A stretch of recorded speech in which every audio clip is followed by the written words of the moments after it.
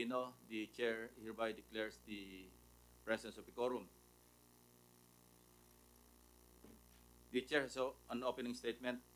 But before that, we'd like to acknowledge the presence of our resource persons.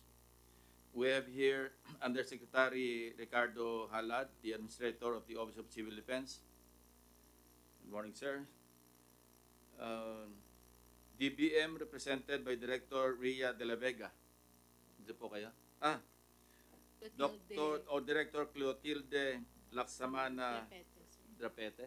Good morning, ma'am. The Administrator Office, of course, nandito na.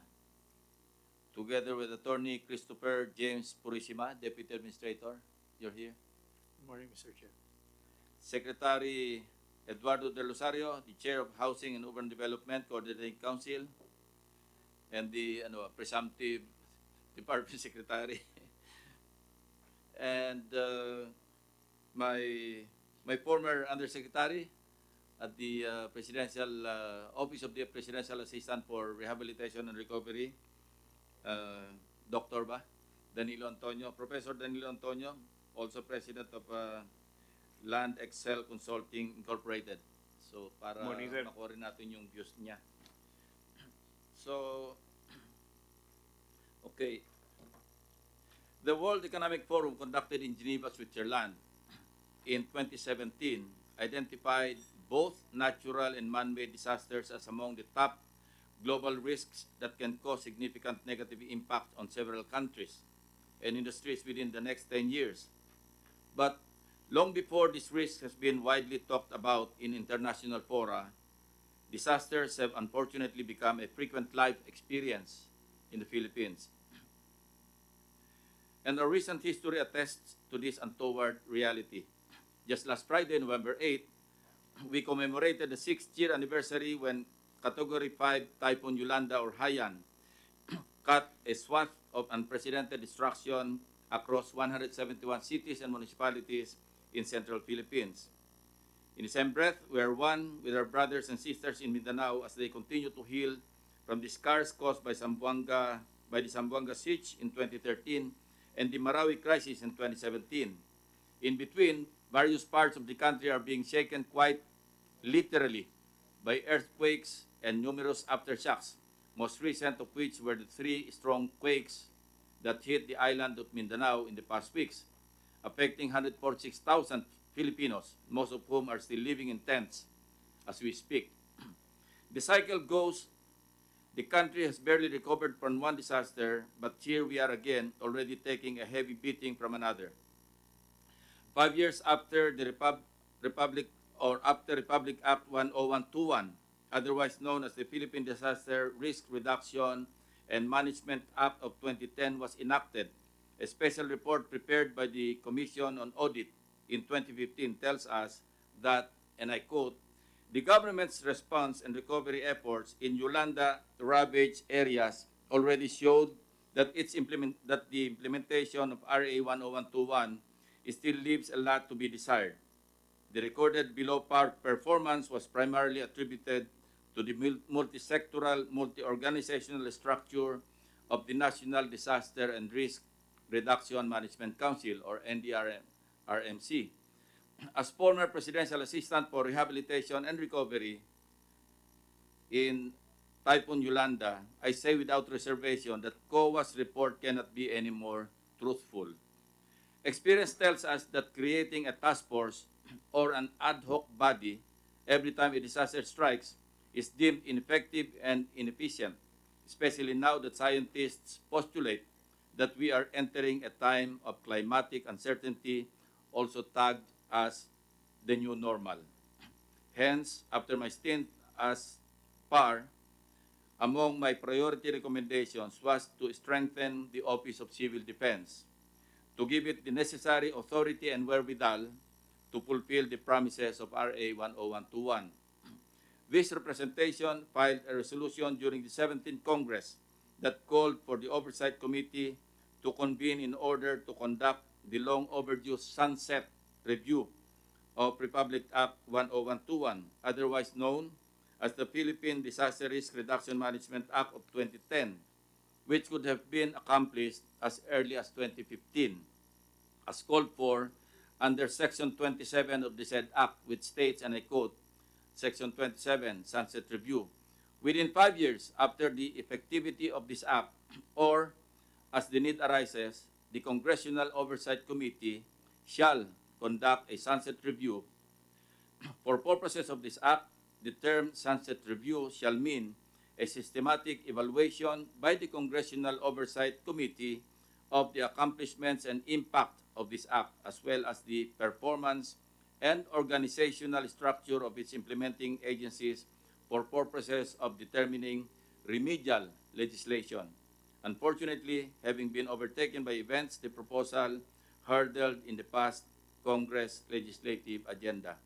Having said all that, we must not forget that His Excellency President Rodrigo Roa Duterte on July 24, 2017 and July 22, 2019, State of the Nation addresses emphasized the need for Congress to enact legislation to right-size the national government. Thus, in his second SONA, last July 24, 2017, he said, and I quote, "We will right-size the national government. Let us trim the excess fat and add more muscle through the expeditious passage of the Act right-sizing the national government to improve Public Service Institute." And then again, during his fourth SONA on July 22, 2019, he said, and I quote again, "I urge Congress to review and pass the government right-sizing bill to reconfigure the existing Metro Manila-centric bureaucracy, streamline government systems in order to deliver services without delay and within a short timeline." Now, this puts us in a dilemma.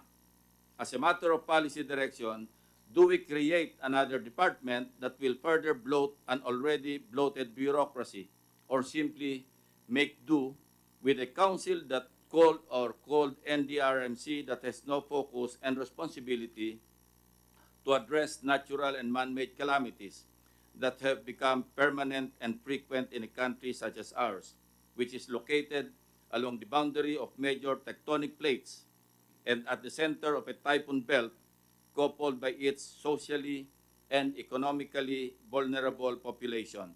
In fact, the Philippines is one of the world's most disaster-prone countries. I need not emphasize that the members of this committee are representatives of the Filipino people. Hence, we are here to listen to all the discussions and arguments and decide what we deem is beneficial to the people that we all serve. At this point, I welcome our resource persons. Well, of course, I've already acknowledged your presence. Our aim in this committee hearing is to deliberate on the legislative proposals manifested through 11 Senate bills and 2 privilege speeches, which include the creation of an independent DRRM department, expansion on the scope of local DRRM fund, and mandatory civil conscription for disaster and humanitarian services, among others. Somebody once said that an apparent significant issue ignored today can spawn tomorrow's catastrophes. We have had our share of catastrophes, and it is only a matter of time until the next one. Let this public hearing be guided by our learnings from the past as we pursue our overall goal of having safer, adaptive, and disaster-resilient Filipino communities towards sustainable development. Before we proceed, if any of our guests or resource persons would like to make their statements, you are welcome to do so. So, unless, of course, the chair welcomes or acknowledges the presence of Senator Bato, another author of one of the 11 bills. So, but the Vice Chairman would like to, if you would like to make a statement. Thank you, Mr. Chair. We concur with the statements made earlier by our chairman, and likewise acknowledge the dilemma posed by the current efforts to right-size the bureaucracy vis-a-vis the various plans to set up a Department of Disaster Management or Department of Disaster resilience, whatever the nomenclature, as passed by the lower house.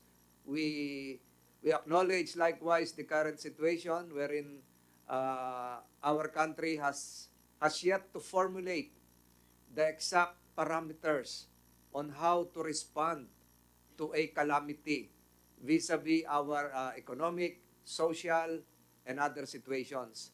So the chairman is correct in addressing these challenges as we celebrate the 9th year of the crafting of Republic Act 10121, the law passed last 2010,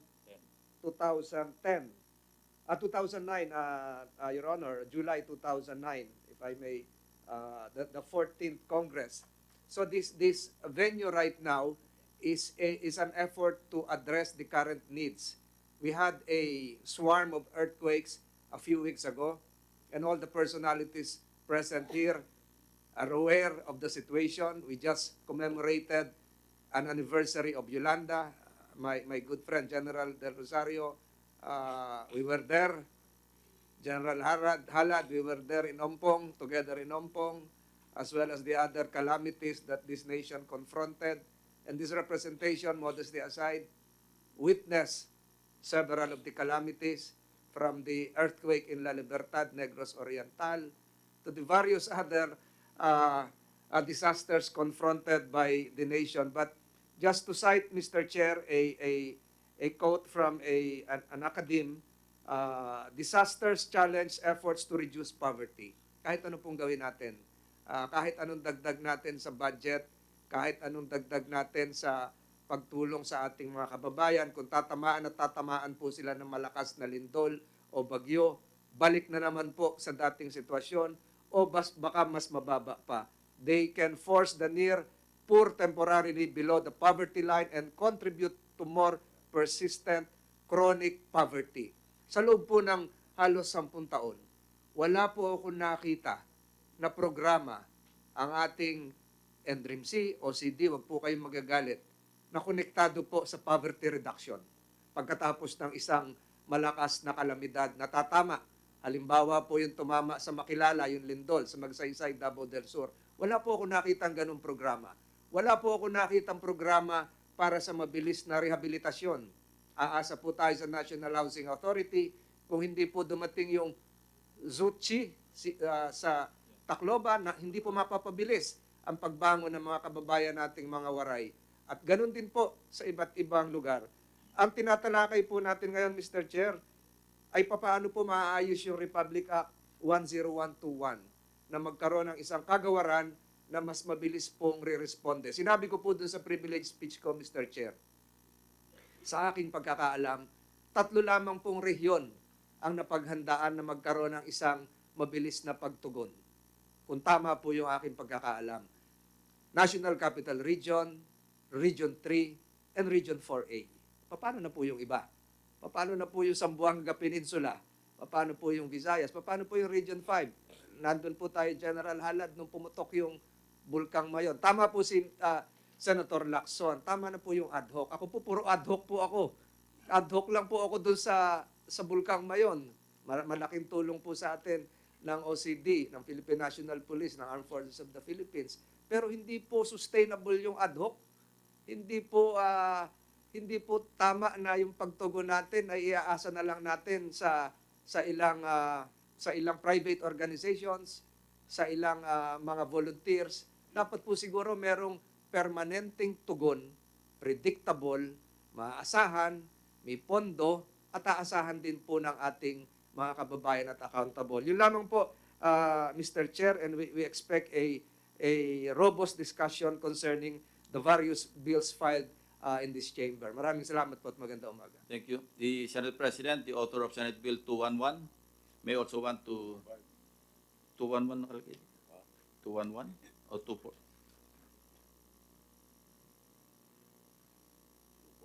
245. Mr. Senate President. Thank you, Cancer.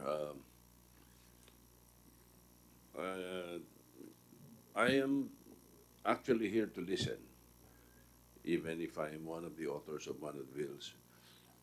I'm sure the resource persons are very much aware of the contents of the different. I hope you have browsed through the different bills. No, Senate Bill 245 practically wishes to integrate risk reduction and management and climate change adaptation. Perhaps the other bills are the same. So allow me to just thank and commend the chairman of the Committee on Defense and Security for calling the hearing swiftly and listen to the different sides of this creation. Again, it is also perhaps timely to look into the possibility of the problem on right sizing. But if we are merely going to coordinate absorb and put all the risk reduction councils together, perhaps we can reach a consensus on this. So again, Mr. Chairman, thank you, and we are here to listen. Thank you, Mr. Senate President. The first question is, we'd like to get your views on this. Do we need a department, a separate department, to address natural disasters, even man-made disasters? And the next question would be addressed to the natural objector to this to the measures under consideration, the DBM. Can we afford it? So doon na lang muna tayo umikot in the meantime. So Secretary De Rosario and Jose Halad, do we need a department to address calamities, whether man-made or natural? Yes, Jose Halad first. Sir, having a department with all the functions regarding disaster risk reduction and management, specifically prevention and mitigation, preparedness, response, and rehabilitation recovery, place all those functions in one department is very overwhelming. What I saw in the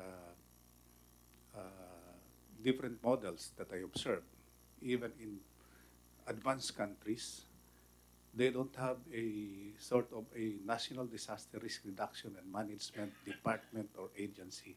What they have are emergency management agency, because it is in the function of emergency management wherein we have the urgency to consolidate all the efforts regarding emergency management of the different governments.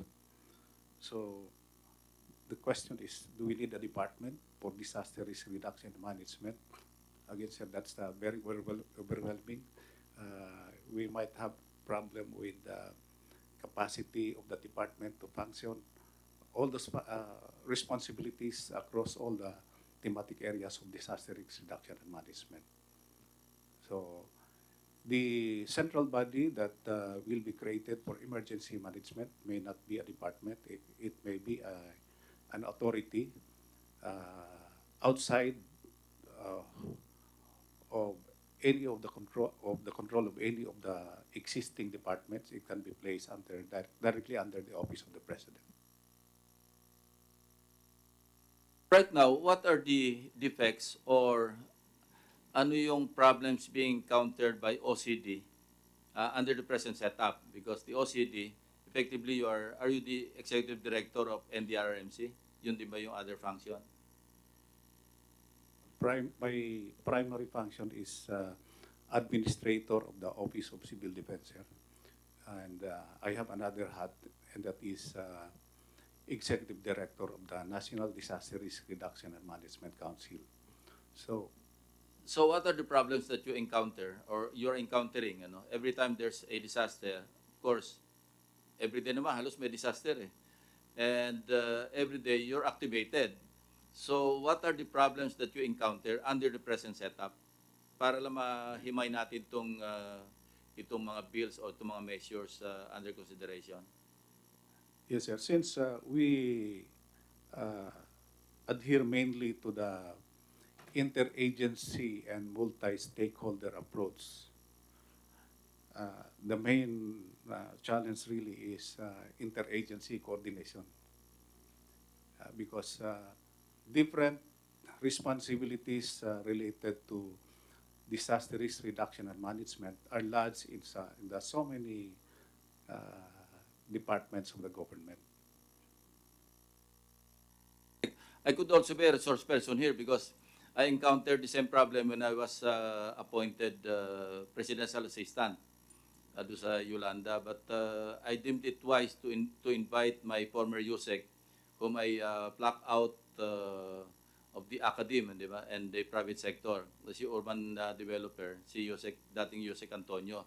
And sa kanya na lang manggaling kung ano yung mga problema namin na encounter. I remember during that time, I even expressed disappointment with the non-cooperation of 2 or 3 cabinet secretaries. But by and large, when we called for hearings or meetings, discussions, most, if not all, the cabinet secretaries were present. No, even especially after I expressed that frustration. No, after that, very smooth.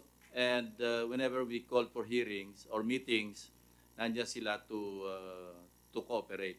So, Yusek Antonio, can you share your views? Yung experience natin nun?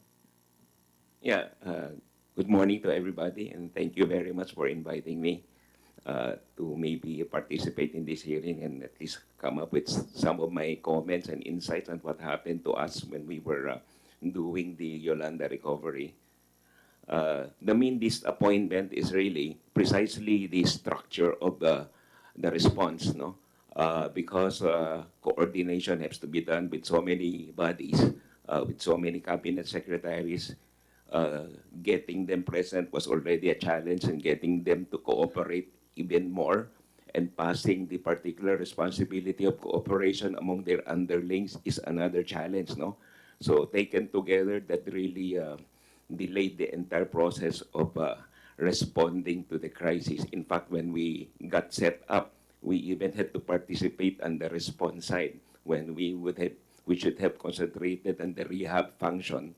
So having a centralized body, maybe more power to OCD would be really very more beneficial and more effective and efficient, no? Because it allows this particular unit to carry on the necessary task of immediately coming up with the various rehabilitation strategies. No? So, in fact, we had more success with the non-government sector at that time, with the private sector, precisely because this organization at that time, with their willingness to cooperate, were able to at least coordinate their respective organizations to produce the necessary results. No? So, learning from that, that means if we only have a proper setup, organized with proper,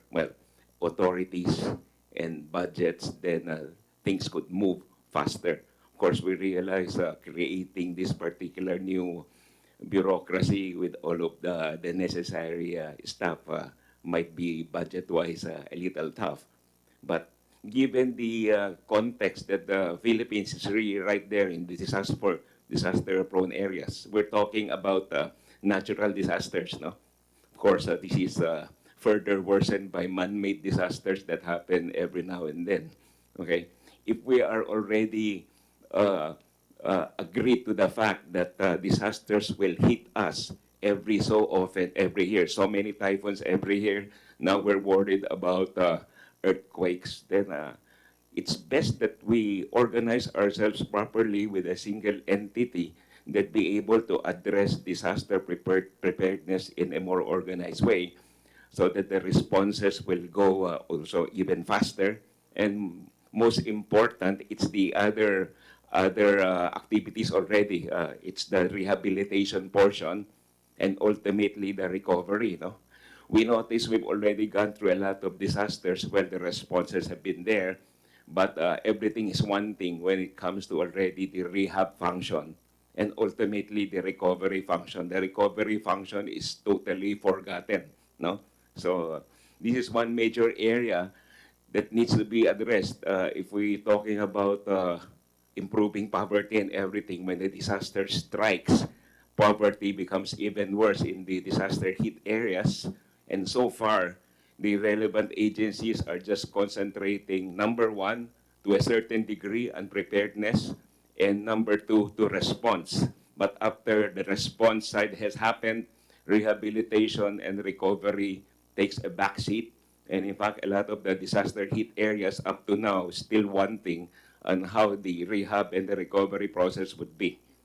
So having a better organized and more effective bureaucracy with more power to handle this would really serve the purpose. Thank you, Thank you, sir. Yusek Antonio.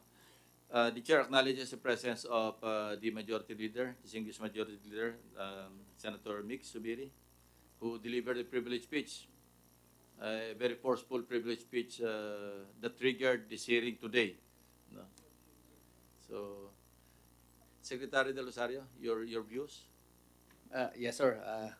Honorable Committee Chair, Senator Pamphilo Lacson, Honorable Senate President Vic Soto, Honorable Senator Francis Tolentino, Senator Ronald De La Rosa, Honorable Miguel Subiri, my co-resource persons, ladies and gentlemen, good morning. Sir, I can see as the former administrator of the Office of Civil Defense, I can see that the OCD, although it is mandated to undertake disaster as the to implement actually the Republic Act 10121 in terms of the four thematic areas, preparation, prevention, mitigation, response, and rehab. But still, the primary departments responsible for the, let's say, for the preparation would be the Department of Interior and Local Government, simply because they are there right into the localities up to the barangay level. So the mandate for the preparation is given to the DILG. In as far as prevention and mitigation, it's science-based, so it's given to DOST. And I think the OCD will be more, have more direct participation in the response and the rehabilitation aspect. I think this is the focus that we need to reinforce, as well as, of course, the risk reduction, which is very, very important. If we have to create a new department, still, it could not address the preparation and the mitigation because it is being undertaken by other departments. So I think what we need is really to reinforce the Office of Civil Defense so that it can be more adapted to the response and the rehabilitation aspect, given the budget that would capacitate the office to implement the rehabilitation projects. At the moment, when I was the administrator, we only have 300 people. Now they have 600, covering the whole country, with only 18 to 20 people per region. If the Office of Civil Defense can have a strong presence so that they can participate in the prevention, preparation in tandem with relevant agencies, their presence should be at least up to the provincial level. So if the strength, the present strength of the Office of Civil Defense can be enhanced, make it more relevant in the implementation of its job, I think that would be a very significant step so that we can make the Office of Civil Defense work better. In the response and rehabilitation, if we have the Office of Civil Defense, let's say in the rehabilitation aspect, in my experience as the task force Marawi, in the rehabilitation of Marawi, still all the departments are the ones implementing. We stated that we need this budget, but the task force does not get any amount of the proposed budget, but instead given to the different departments. Now, if you would like to really fast track any rehabilitation in any area, it should be given to the, if we have the Office of Civil Defense, give it to the Office of Civil Defense, and now directly control the implementation of the rehabilitation, not being given to every department implementing this. There is no synchronization anymore. So The task force integrates, but it cannot implement. It simply integrates, and the integration is quite hard if you don't have the money to implement the projects and still being given to the 56 departments implementing the rehabilitation. So there is no synchronization. Others may be passing their bidding process. Others may be slow. So it's really a big problem if the budget is given and centralized to and being accessed by all the Yusek departments. Belisario, with the permission of the chair. Senator Tolentino and then the majority leader. Ang ibig sabihin niyo po ngayon, hindi sa pananaw niyo, hindi tama yung pagtatag ng bagong kagawaran dahil ang kailangan lang palakasin yung OCD, but given your new role, nabanggit ni Senator Lacson kanina as presumptive Secretary of the Department of Human Settlements and Housing. So lahat po kasi ng, tinan nyo to, General Del Rosario, lahat ng ating kalamidad, bagyo, lindol, kahit man-made, pagkatapos, ang pagpinag-usapan ng rehabilitation, ang pupuntahan po natin, housing. Saan ililikas, saan magkakaroon ng permanenteng pamayanan, sino ang magtatayo ng bahay, magkano ang bahay, sino ang recipients. Given your new role as the presumptive, ang sinabi ni Senator Lacson, our chair, ano po ang magagawa ng bagong tatag na kagawaran ng pabahay na hindi man lang kasama pa dito ngayon sa ating Republic Act 10121 sa istruktura ng ating rehabilitasyon? Ano magagawa ng National Housing Authority under your turf kung sakaling hindi natin itatatag itong Department of Disaster Management? At kung itatatag man ito, ano magiging role po nito? Ibibigay ba natin sa kanila yung mandato na magtayo ng pabahay sa mga naapektuhan ng kalamidad? Isa po yun. Pangalawang tanong ko, Secretary. At ito'y gusto kong tanungin, Mr. Chair, pagdating po ng budget deliberations. Meron po tayong isang opisina. Ang tawag po doon ay Philippine Volunteers Office. Kung ano man ang ngayon ko lang narinig to, hindi ko masyado tinatag po ito noong 2006. Narinig nyo na pa buo ito, Secretary? Tumulong na ba ito sa NDRIMC, sa OCD, yung mga volunteers natin? So dalawa po yan. Unahin nyo po yung nauna. Maraming salamat, Mr. Yes, Your Honor. Sir, I would like to, since it was mentioned by Senator Tolentino, with regards to the earthquake that happened in Mindanao, if you will notice, there were about more than 33,000 damaged houses. And most of these houses were damaged were located in remote rural areas, not in the town center. Simply because they were constructed without building permit, it is substandard, and just the ordinary carpenter will just build their houses made of concrete. So when I went there, the walls of these houses simply bended. And I saw that the steel, the gap is so big and the size of the steel used was very small. So if only the building National Building Code or there was a building permit, if this was observed, I think it will not reach 33,000. In the town centers with building permit, very few ang affected buildings and structures. But go there in remote barangays. I went to the boundary of Tulunan, one of the barangays, and Magsaysay in Davao del Sur. Andun, sir, yung mga damages. Dahil wala ngang building permit, there is no enforcement of building permit. Kung kinustruct lang ito in accordance with the building code, palagay ko, sir, baka ma-reduce tayo bagi 70 to 80% yung total damages, not 33,000. Ang depekto natin, sir, is ando sa preparation and prevention mitigation. Kaya tuloy, naapektuhan yung ating response and rehab dahil very weak ang prevention and mitigation. Doon, sir, tayo mag-concentrate. You have to answer my questions. Sir, with regard to the departments accessing funds, ang nangyayari, sir, ngayon sa present setup, nakalodge pa rin sa DBM or sa Office of the President and access by different agencies is towards the DBM. napakarami sir mga requirements na dapat na gawin ng mga implementing agencies. Kung sabi ko, we have determined already based on the post-disaster needs assessment, we need this much.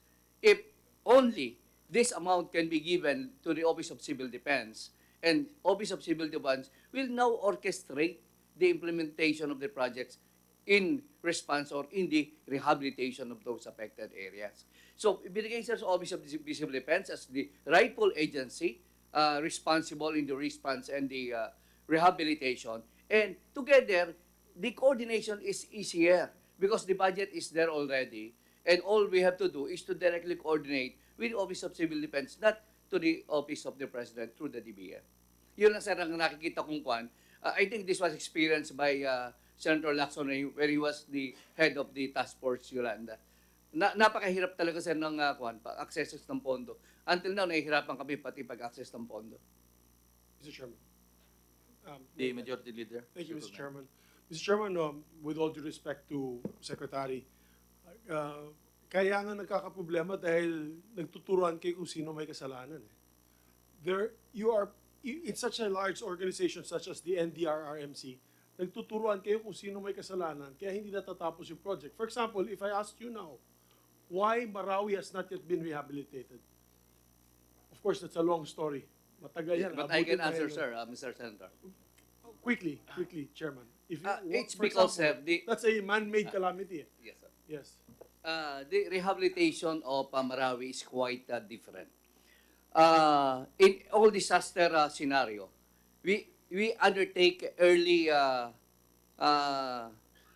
rehabilitation activities, relief, rescue, and we provide for immediate needs of the people. And per doctrinal standard by UN, it takes about 6 months to 1 year. So we take away already 1 year in the actual rehabilitation. So while this is ongoing, we undertake the procurement process. That's why at the end of 1 year, we had a groundbreaking already in the most affected area for the start of the rehabilitation. But remember, sir, in the most affected area, we have a very big problem there. And that is the safety because of the presence of 70 powerful bombs in the most affected area. Okay. And these bombs, it's so hard to detect because it's embedded 10 to 15 meters below, under the ground, delivered by the Air Force. We must ensure that these bombs will be neutralized first before we can start with actual Yes, but rehabilitation. Secretary. And we are done already, Mr. Senator, October 31 of this year, Yes. since we started the removal or detection and neutralization of Mr. those Chairman. bombs. Well, Mr. Chairman, my point, that's for another hearing, that's for another topic. The chairman of the Marawi Rehab Committee is here, Senator Bato de la Rosa, and I'll be asking you several questions on that because the delay of the Marawi Rehab, which is a man-made calamity, is fueling more fire to our anti-insurgency campaign and anti-extremist campaign. Anyway, one of the reasons why itinalaga po namin ang inyong departamento, which is the Department of Housing, which you are now the acting secretary, the presumptive secretary, is because really there was no coordination in housing. There was a blame game again. Sino may kasalanan, an NHA. There were several different agencies handling it. And then there was no one go-to person. Usually, before, it used to be the vice president, and it was appointed, they appointed you as head of the HUDC.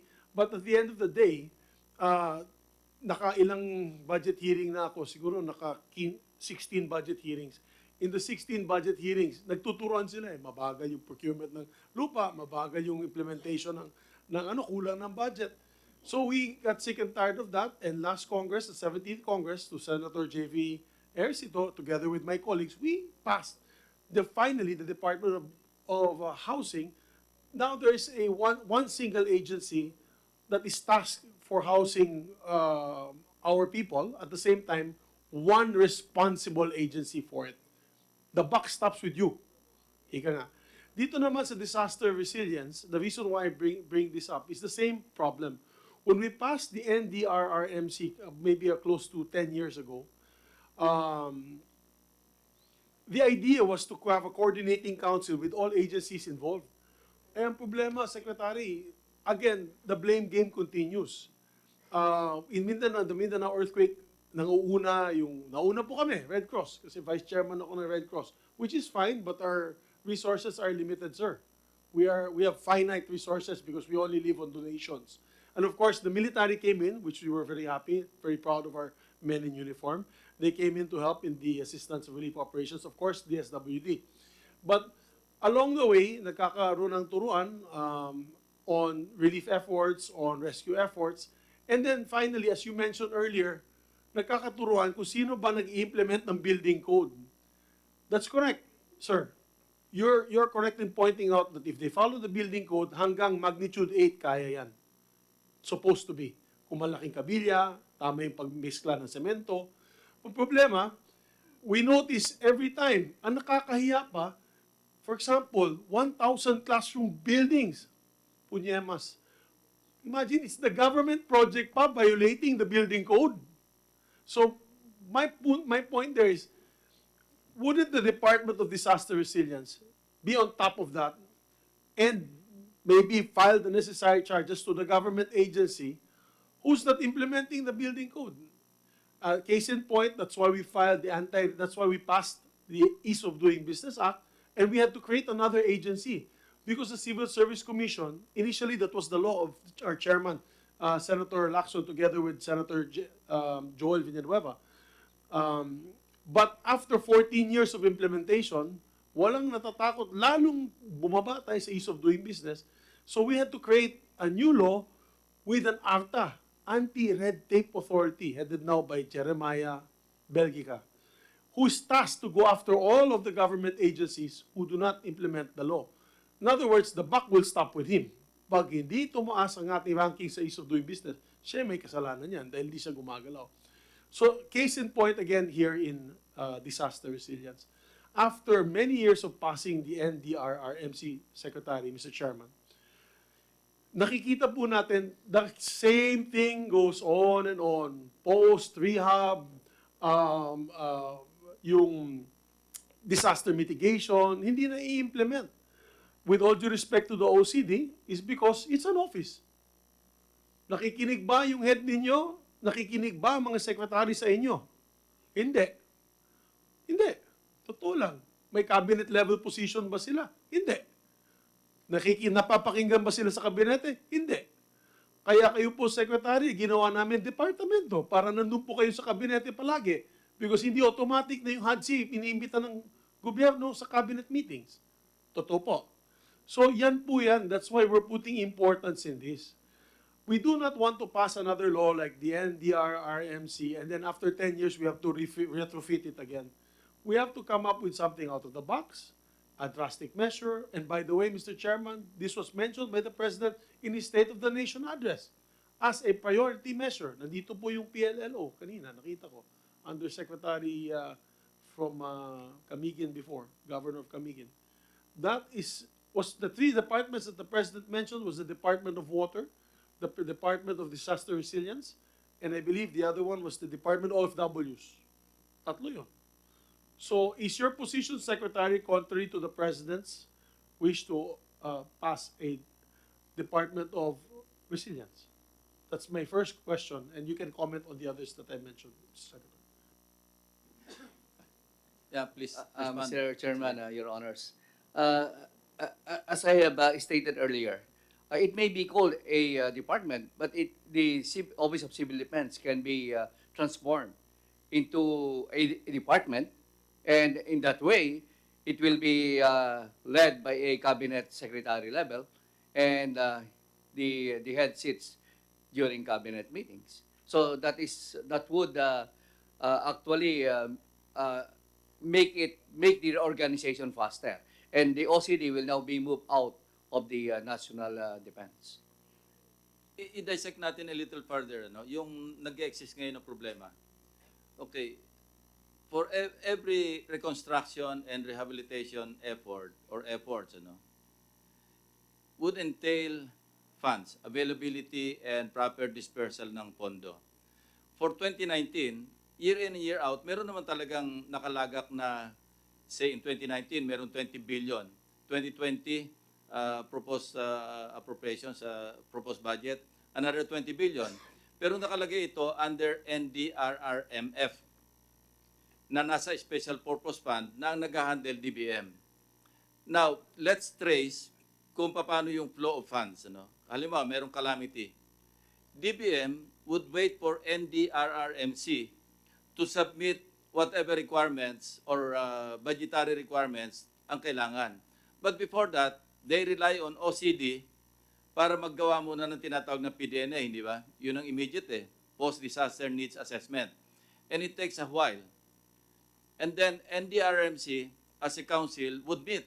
And imagine the difficulty of assembling or, gathering all the department secretaries to talk about or to discuss ano ba yung extent ng damage, magkano kailangan in this area, in this area, in this area. So ang tagal ng proseso.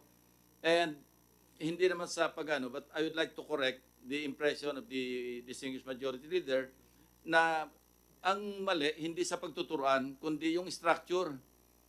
Kasi imagine all cabinet secretaries involved and practically all cabinet secretaries are involved. DPWH, DOST. Of course, there are two chairpersons, DND, SND, and SILG. Sila yung chair and co-chair. But even then, bago makapagpulong at pag-usapan ano yung kailangan para i-address yung halimbawa lindol sa Makilala or sa Cotabato or sa Davao, medyo matagal. And siyempre yung takbo ng papel, magre-request pa ng pondo, including all justification. Tama ba yun na DBM? Ganun yung flow. And then, nasa authority nyo na ba to release the fund to the concerned agencies, not necessarily to the NDRMC, di ba? Because nakalagay na doon kung ano yung department na nangangailangan ng kung magkano. Say, DPWH would need a few billions to reconstruct.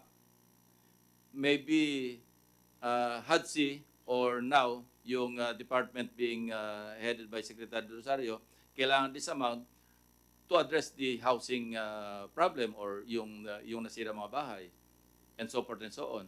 So medyo matagal.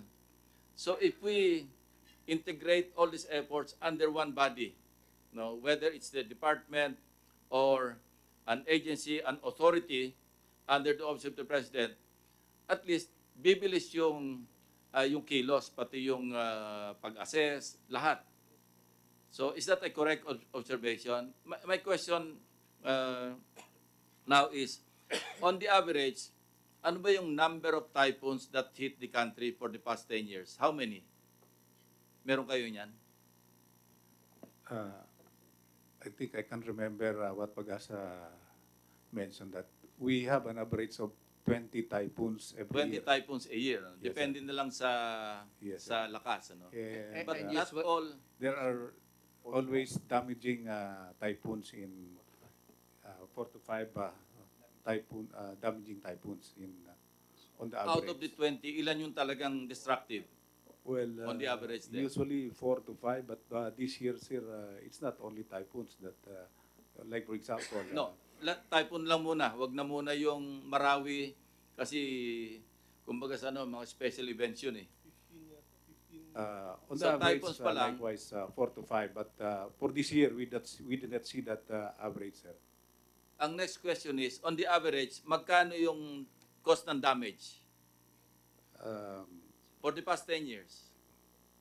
We will have to go back to our Sige nga, para lang estimate records, at kung yes. tama ba yung nilalagak do sa NDRRMF na 20 billion kasi at least for 2019 and 2020, meron 20 billion dyan. But it is under its lump sum, of course, because we cannot predict how much would be needed in a particular fiscal year.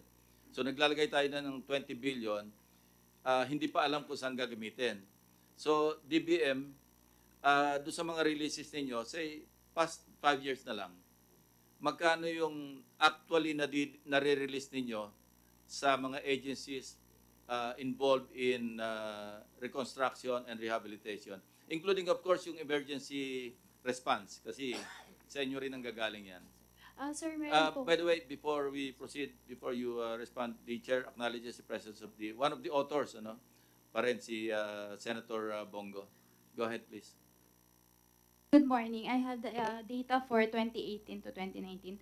For 2018, we have the continuing upflow of 5 billion, sir. So, dun po sa funds natin na 19 billion for 2018, 5 billion po ang natira.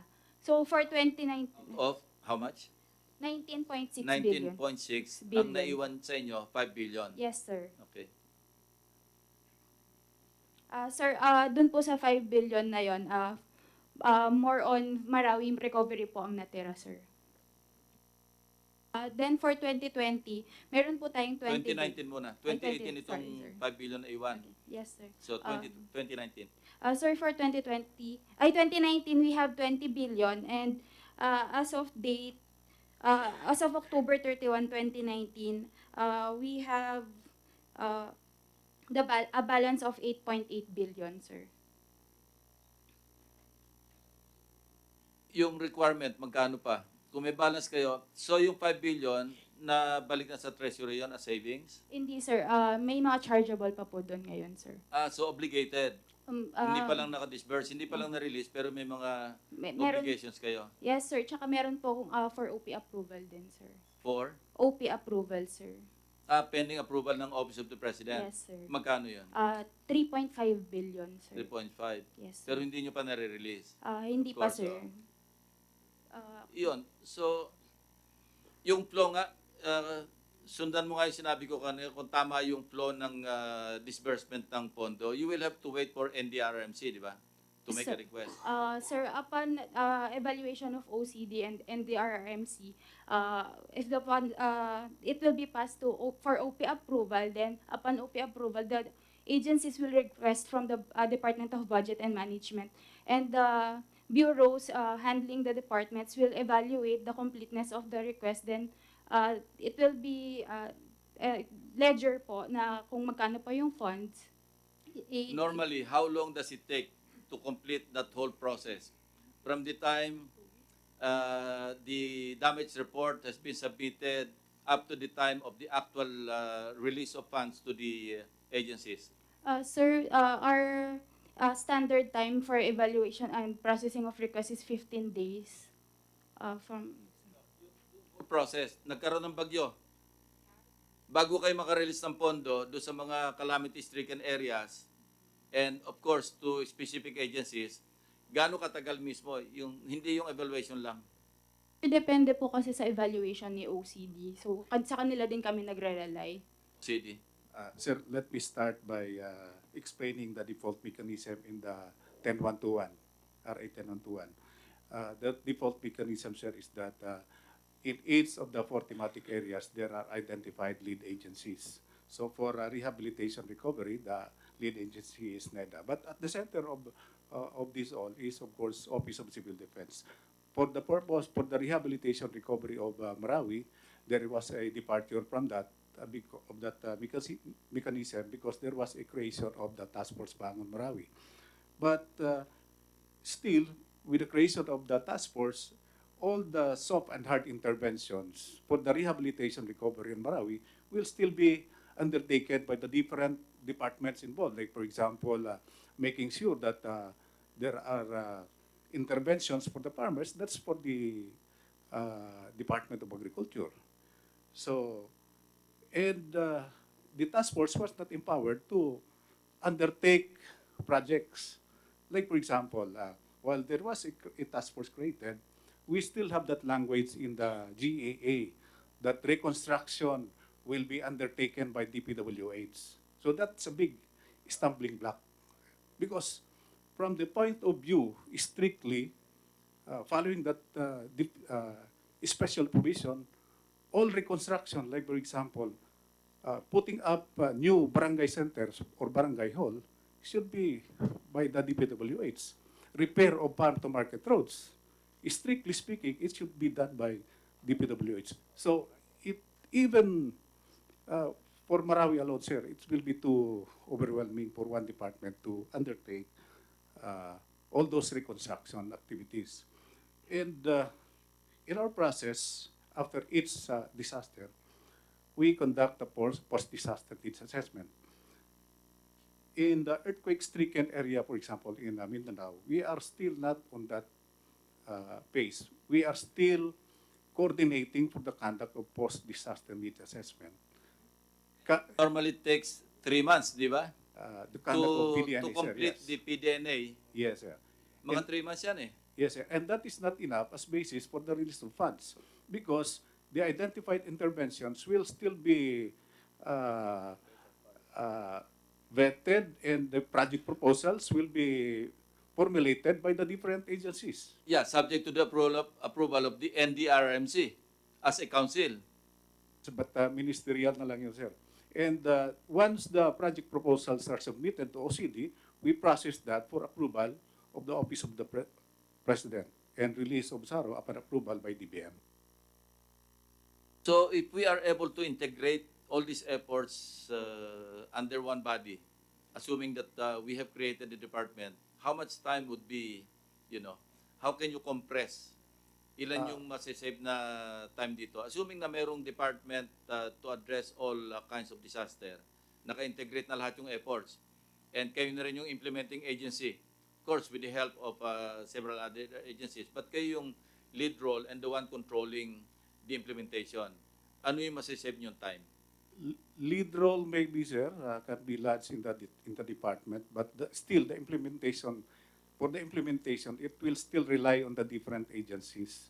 So what we can shortcut are maybe the approval process of the projects. Chair, ibig sabihin nyo, Yusek Halad, yung nabanggit nyo yung term kanina, overwhelming. Yung purpose nga nitong several bills na nakapile, para maalis na natin yung mga hadlang sa overwhelming.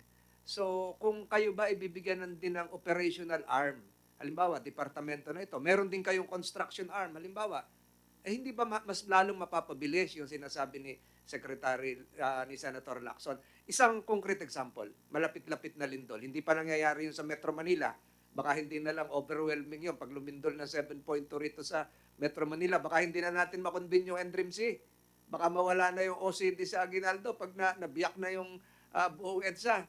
Yung huling lindol, Porac, Pampanga, ganong kabilis yung naging proseso?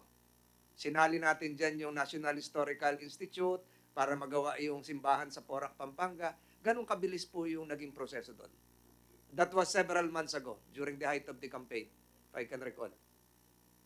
Frankly, sir, I still have to see any interventions for the rehabilitation recovery of Region 3. Yun na nga sinasabi. Yun din Wala ang pa. sinasabi ni Senator Subiri. Para mapabilis na lahat ng ito, and it appears, I've been talking to Senator Bato, parang you're a bit hesitant to accept the urgent need to have a separate department.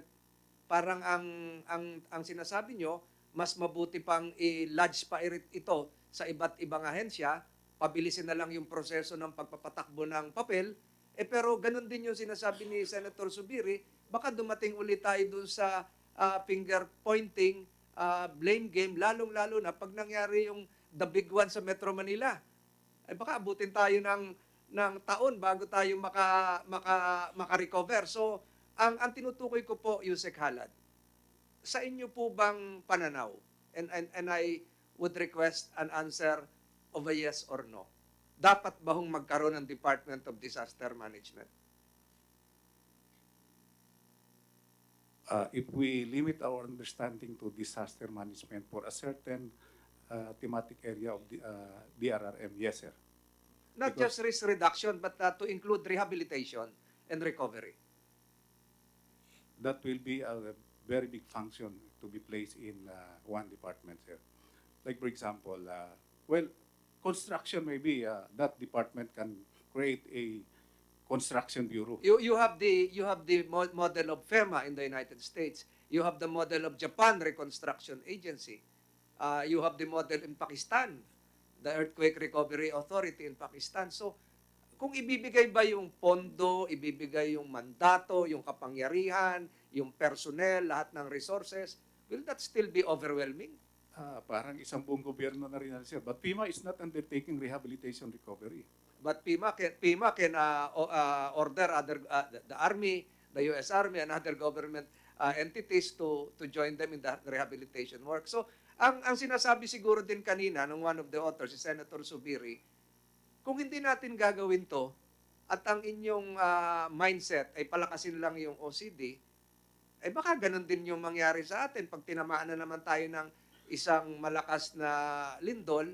For purposes of planning, magkakawindang-windang tayo. Isang halimbawa po, with the permission of Mr. Chair, yung nakaraang El Nino, ang dinulot po nito, hindi lang kawalan ng tubig, pagkatuyot ng lupa, mas malakas na dengue.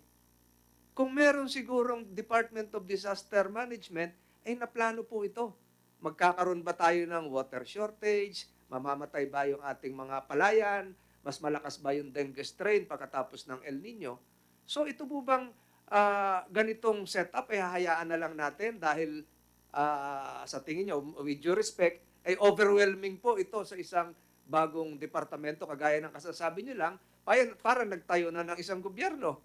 Hindi po ba yun ang ating katungkulan na palakasin yung isang setup, punuin yung mga kakulungan para makaresponde ng tama? Salamat, Mr. Chair. So for the rehabilitation recovery, sir, we not only have interventions for reconstructions. So maraming soft and hard interventions dyan. So ilalagay natin dyan expertise on agriculture, expertise on water, expertise on so many things. It's not only reconstruction. For that department to be planning and implementing. But what it can do really is just maybe plan and let the implementation be done by concerned agencies who have the expertise.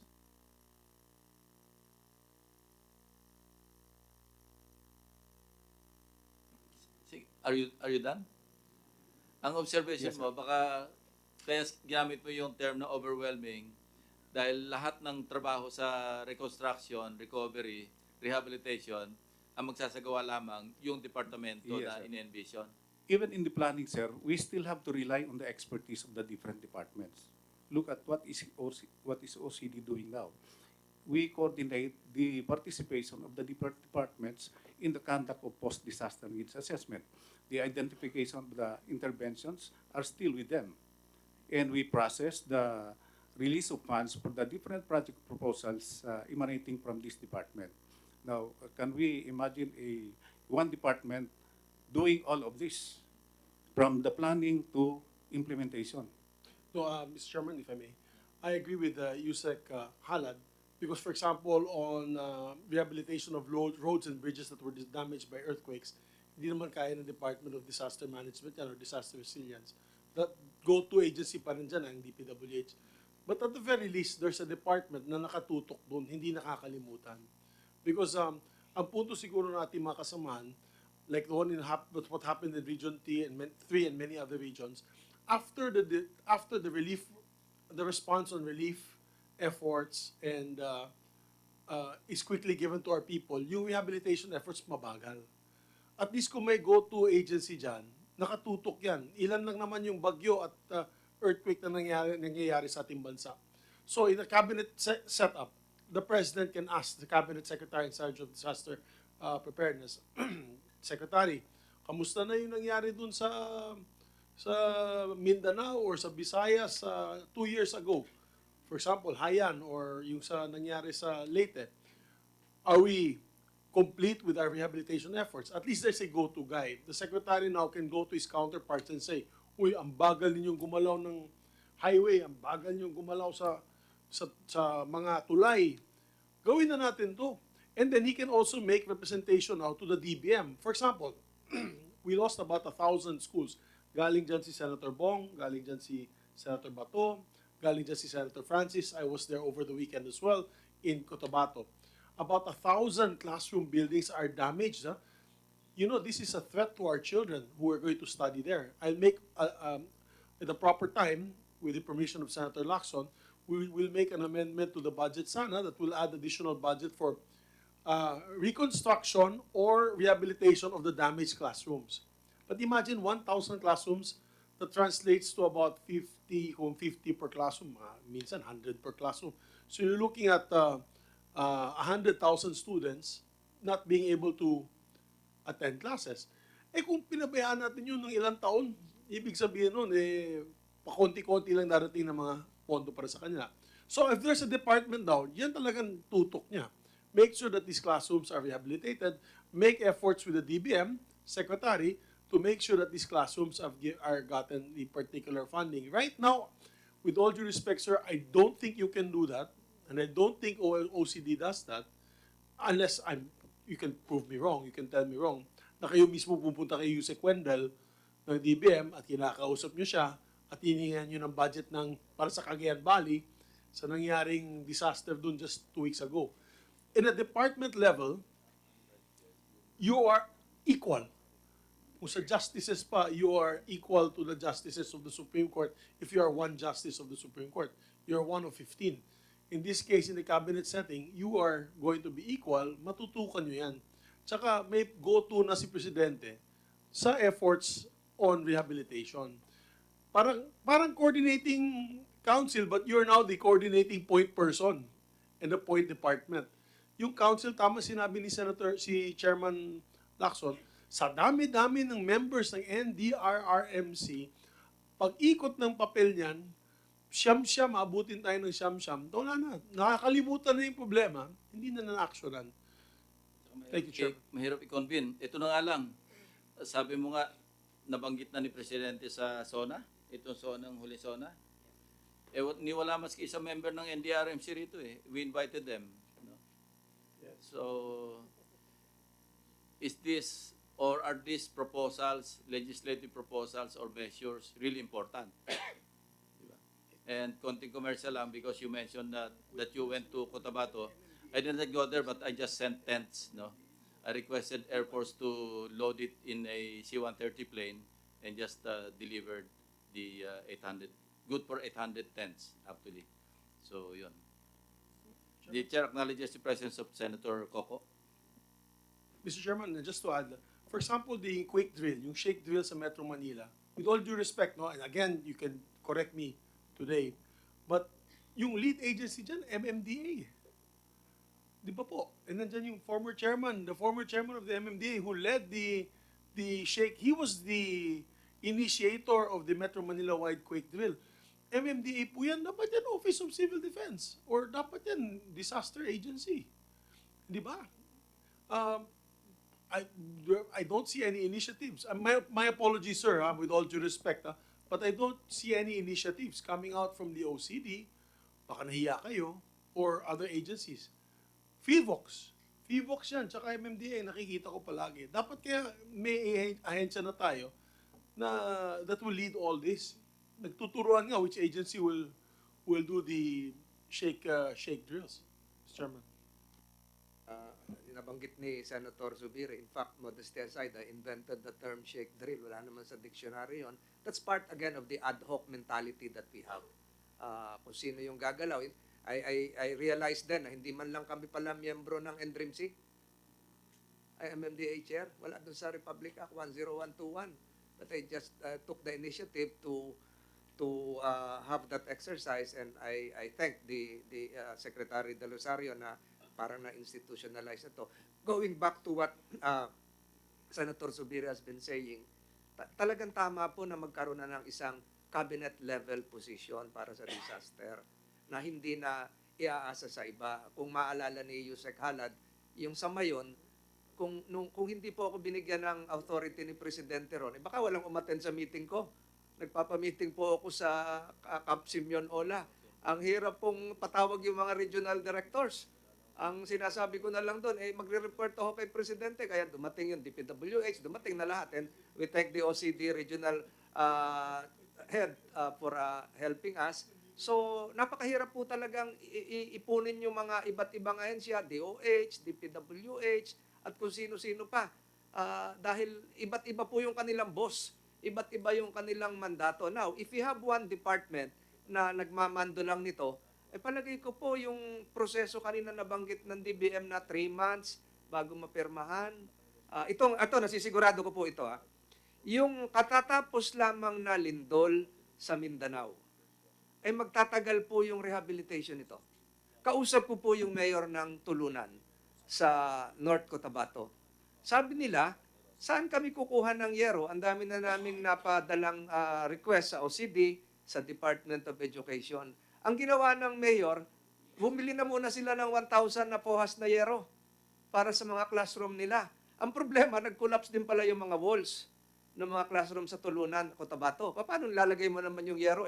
Basag pala yung mga pader. So, I am very sure, after 5 months, 6 months, hindi pa tapos yung problema na banggit ni Senator Zubiri tungkol sa mga classroom sa Magsaysay, sa Makilala, sa Tulunan, at marami pang iba na dumanas ng isang napakalakas na lindol dahil yung proseso, iba't ibang ahensya, ang tagal ng approval, ayun po yung dahilan, yung struktura natin. So again, Mr. Chair, I reiterate my previous pending question to Yusek Halad. Answerable by yes or no? Payag po ba kayong magkaroon ng isang kagawaran, Department of Disaster Management, na tututok sa lahat ng ito o hindi? Yun lang po. Yes, sir. But there should be management of the expectations that it will not assume that many functions of the different department. What it will have is parang tasking authority, taga-utos, na gawin niyo ito, gagawin niyo ito, gagawin niyo ito. And of course, the provision in the interim funds, which is, we depart from the definition of the interim funds as provided in 10121, sir. We have a separate unique, sometimes it changes sometimes on a year-to-year basis. So kailangan susunod din yon doon sa it will be patterned on the responsibility of that department. It cannot, the department cannot be the implementing agency of all interventions for rehabilitation recovery. There are interventions. In fact, most of these interventions will be done by the different agencies or department concerned, which will be tasked by that DDR. When you create a new department, magkano abutin yung recurring appropriations? Say, when you created DICT, when we created DICT, when we created the Department of Urban Housing, Urban Development, magkano yung recurring, lahat, PS, MOE, ito na yung mga recurring Wag na yung yung operational, kasi ito, moving yun But yung mga basic funding requirements in order to make a newly created department effective and efficient. Magkano? Sir, for an average of 700 positions per department. Department, ang average is 700 positions. Okay. Mga 1B, sir, ang basic for the Administrative expense pa lang ito. PS, PS, MOE, MOE. and CO, sir, basic. Basic. Aha. So, sige. So, okay. Pag nag-create yung magkano budget nung to be activated this coming January, yung sa inyo, magkano yung budget initial? Mr. Chair, Your Honors, with regards to the Department of Human Settlement and Urban Development, ang sa department itself, kasi sir, wala kaming projects, all PS and MOOE lang.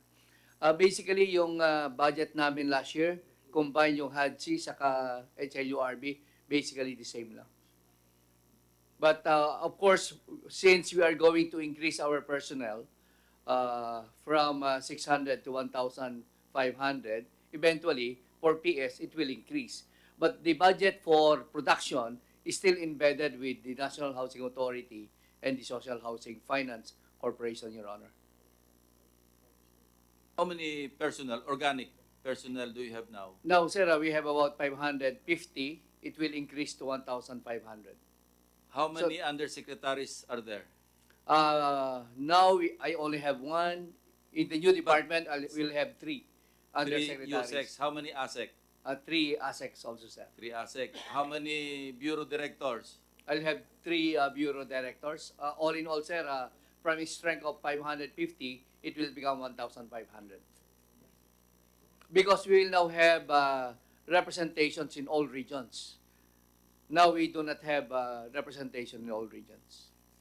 And rightly so. Kasi paano kayo mag-function yung isang buong department kung walang regional offices, di ba? Yes, sir. And I think, sir, if that will happen for the proposed Department of Disaster Resilience and Rehabilitation, they will be having regional offices, the right sizing of regional offices. I think they can manage the resilience aspect as the rehabilitation aspect. Of course, they will not be the one to undertake the actual rehabilitation. It is still in tandem with the implementing agencies. But they are calling the shot.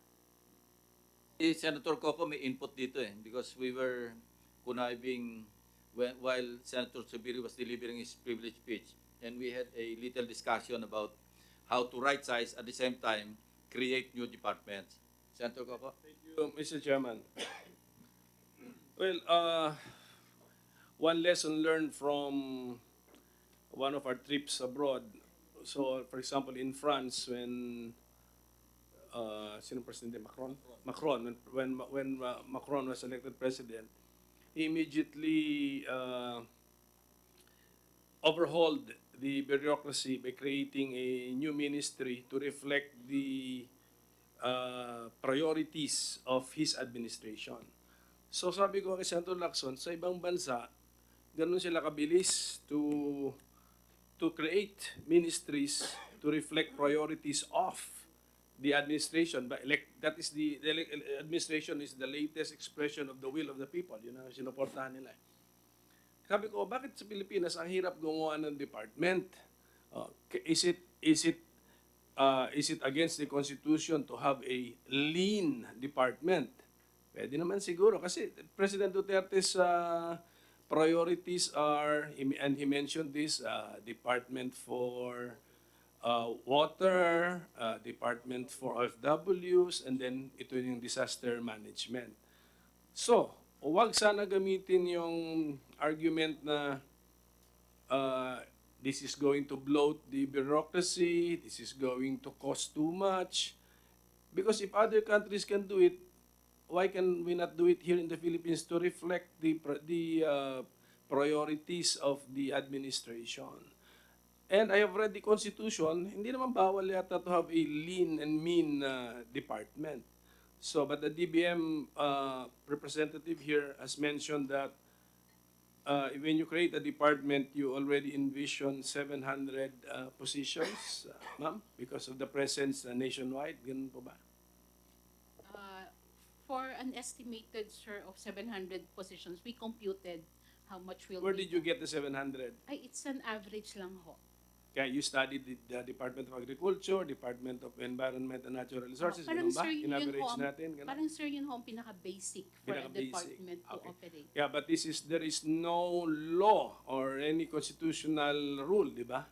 Which makes it 700. We can Yes. have a leaner department. Yes, sir. Tama? Yes, sir. Sige, especially now that we have heard that if we create this department, it is not expected to do the rehab. Yun yung point eh. But it can be expected to do the anticipation, the preparation, and even siguro the prediction for those calamities which can be predicted. An earthquake kasi wala pa dun sa category na yun eh. So yun lang po yung aking point na let's not have a fixed idea in our minds na kung department automatic na malaki, bloated. And then also, is there a law or rule or a constitutional principle na bawal maglipat ng tao from existing departments to a new department, lalo na if we admit that bloated yung isang department, di ba? Oh, wala. I think this has been done before, di ba? Wala naman yata. Will it affect the government service record of the employee who will be transferred from an existing department to a new department? Ma'am, for the record, para... It will not affect It will ho, not the affect, di ba? records. Oh, so Kasi it- mati-transfer lang ho siya from one department Yes, to so we another. can do it, di ba? So, ganun. So, ganun na lang. So, Mr. Chairman, I think we have, kasi In that were way, we talk- can address both the right sizing as a policy direction of the President. At the same time, yung pronouncement niya to create these additional departments will be addressed, di ba? Yes, tsaka yung right sizing, ito sa Duterte administration, when yung supporters ni President Duterte, when we proposed the creation of departments, because we hear it from him and we agree with him, ang binabalik sa atin yung same proposal coming from then Secretary Jokno about right-sizing the government. Which is, I think, wrong, no? Which is, I think, not really an accurate counter to the proposal. Kasi right sizing, according to the original idea of Secretary Jokno, I think he just wanted the delegation of power to the president so that the president can collapse already the small, yung mga already small offices existing in the different departments na nobody knows about or functus officio na, wala nang purpose. Yun eh. So sa tingin ko, siguro when you have a cabinet meeting, i-abandon na lang yung concept ng right sizing. Ginagamit kasi as an argument against the creation of the departments na priorities ng Duterte administration. Okay, so kinuha lang yung word na hindi naman yun yung tamang idea. Ang tamang idea is yung mga maliliit, tanggalin na by administrative action. Tayo, gagawa tayo ng department to reflect not only priorities of the administration but the needs of our complex society. Complicated ng society ngayon. We need at the same time specialization. Specialization na yung ganun eh. Department of Disaster Resiliency and Management, specialization. Housing, specialization. Internet, Information Communications Technology. Okay, so Mr. Chairman, thank you for that right. Senator Bongo is recognized. Thank you, Mr. Chairman. Good morning, everyone. First of all, I would like to thank the good senator from Cavite, Senator Lacson, for this committee hearing calling for the creation of the Department of Disaster Resilience, including Senate Bill 205, filed by yours truly. Mr. Chairman, it is high time that we recognize the fact that our country is highly vulnerable to ominous disasters given the frequency of natural calamities like typhoons, earthquakes, and volcanic eruptions that hit and affect us every year. Just recently, a series of earthquakes occurred in Mindanao, 3 of which were above 6.0 in the magnitude scale.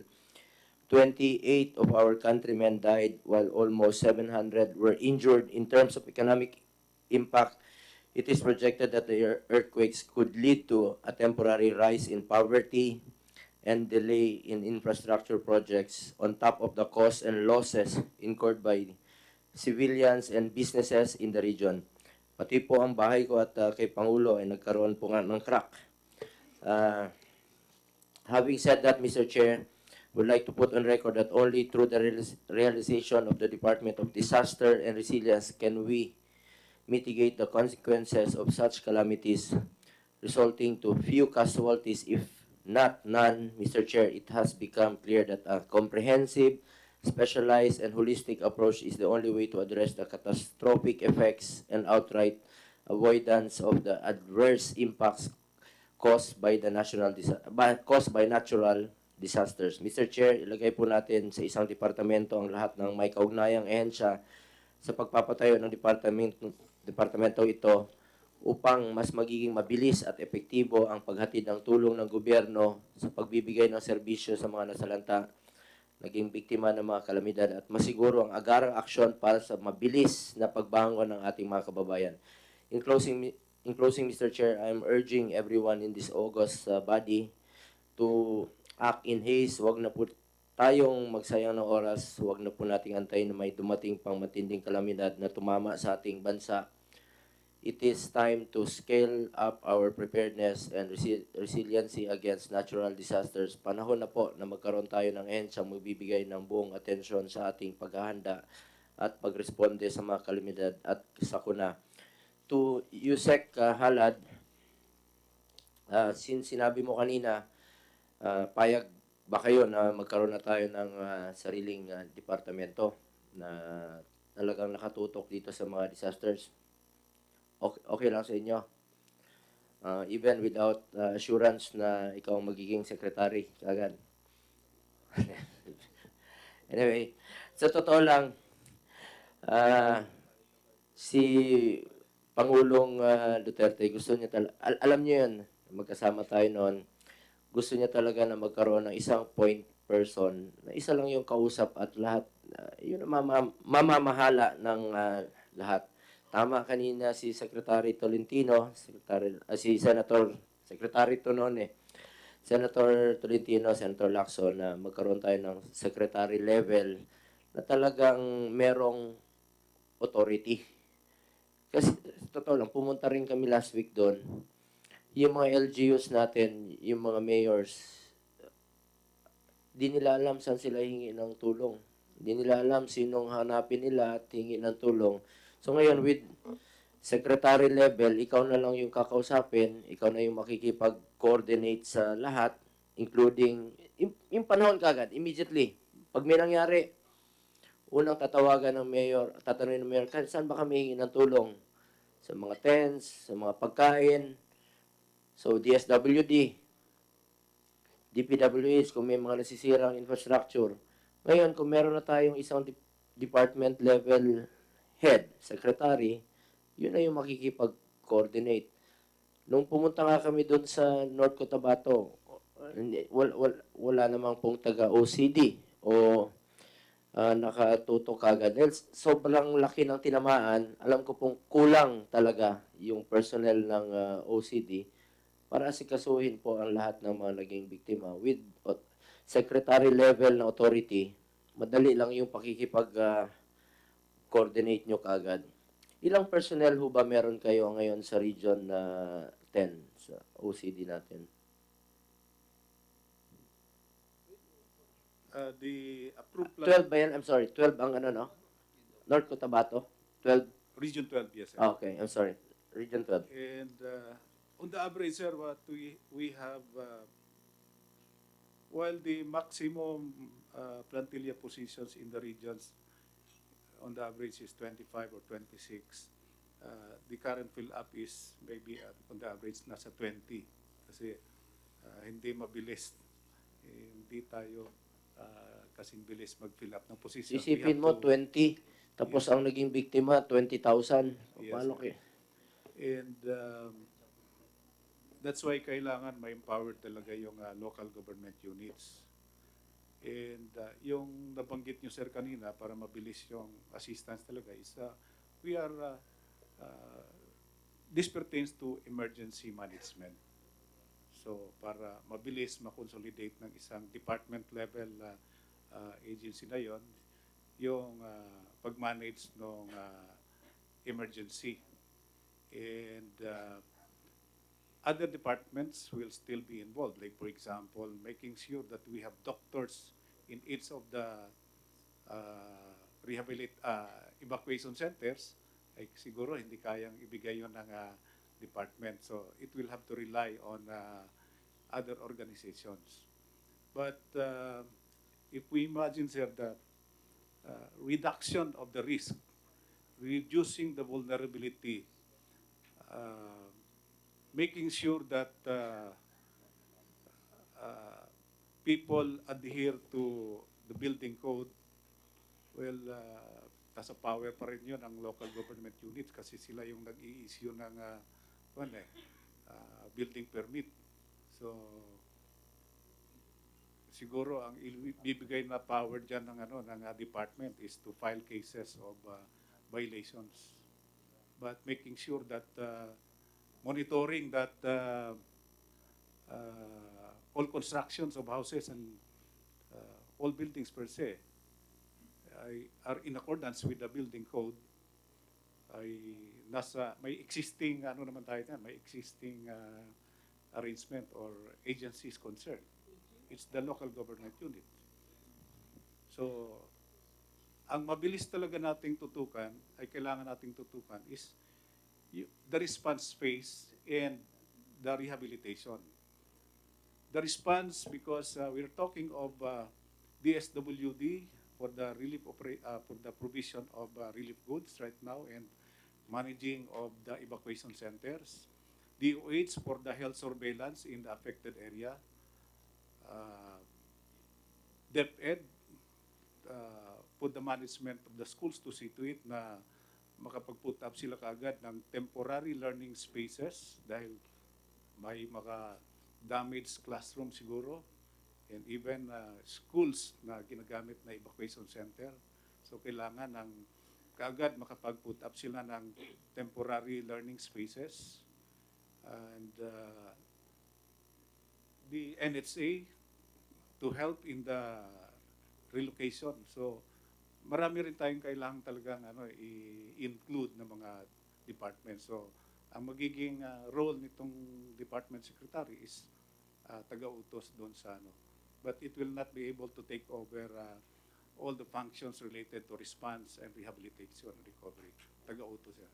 Sa totoo lang, Yusek Halad, kailangan talaga ng authority ng isang secretary at isang departamento na makikipag-coordinate. Kasi kung Yusek, ang hirap mo i-gather ng mga to. So kung meron ka ng sarili mong departamento, regional offices, madali mo silang i-gather with 20,000 victims and then 23, 26 personnel mo with the USEC level, ay mahirap mong tawagin. Kanya-kanyang superstar din ang mga yan.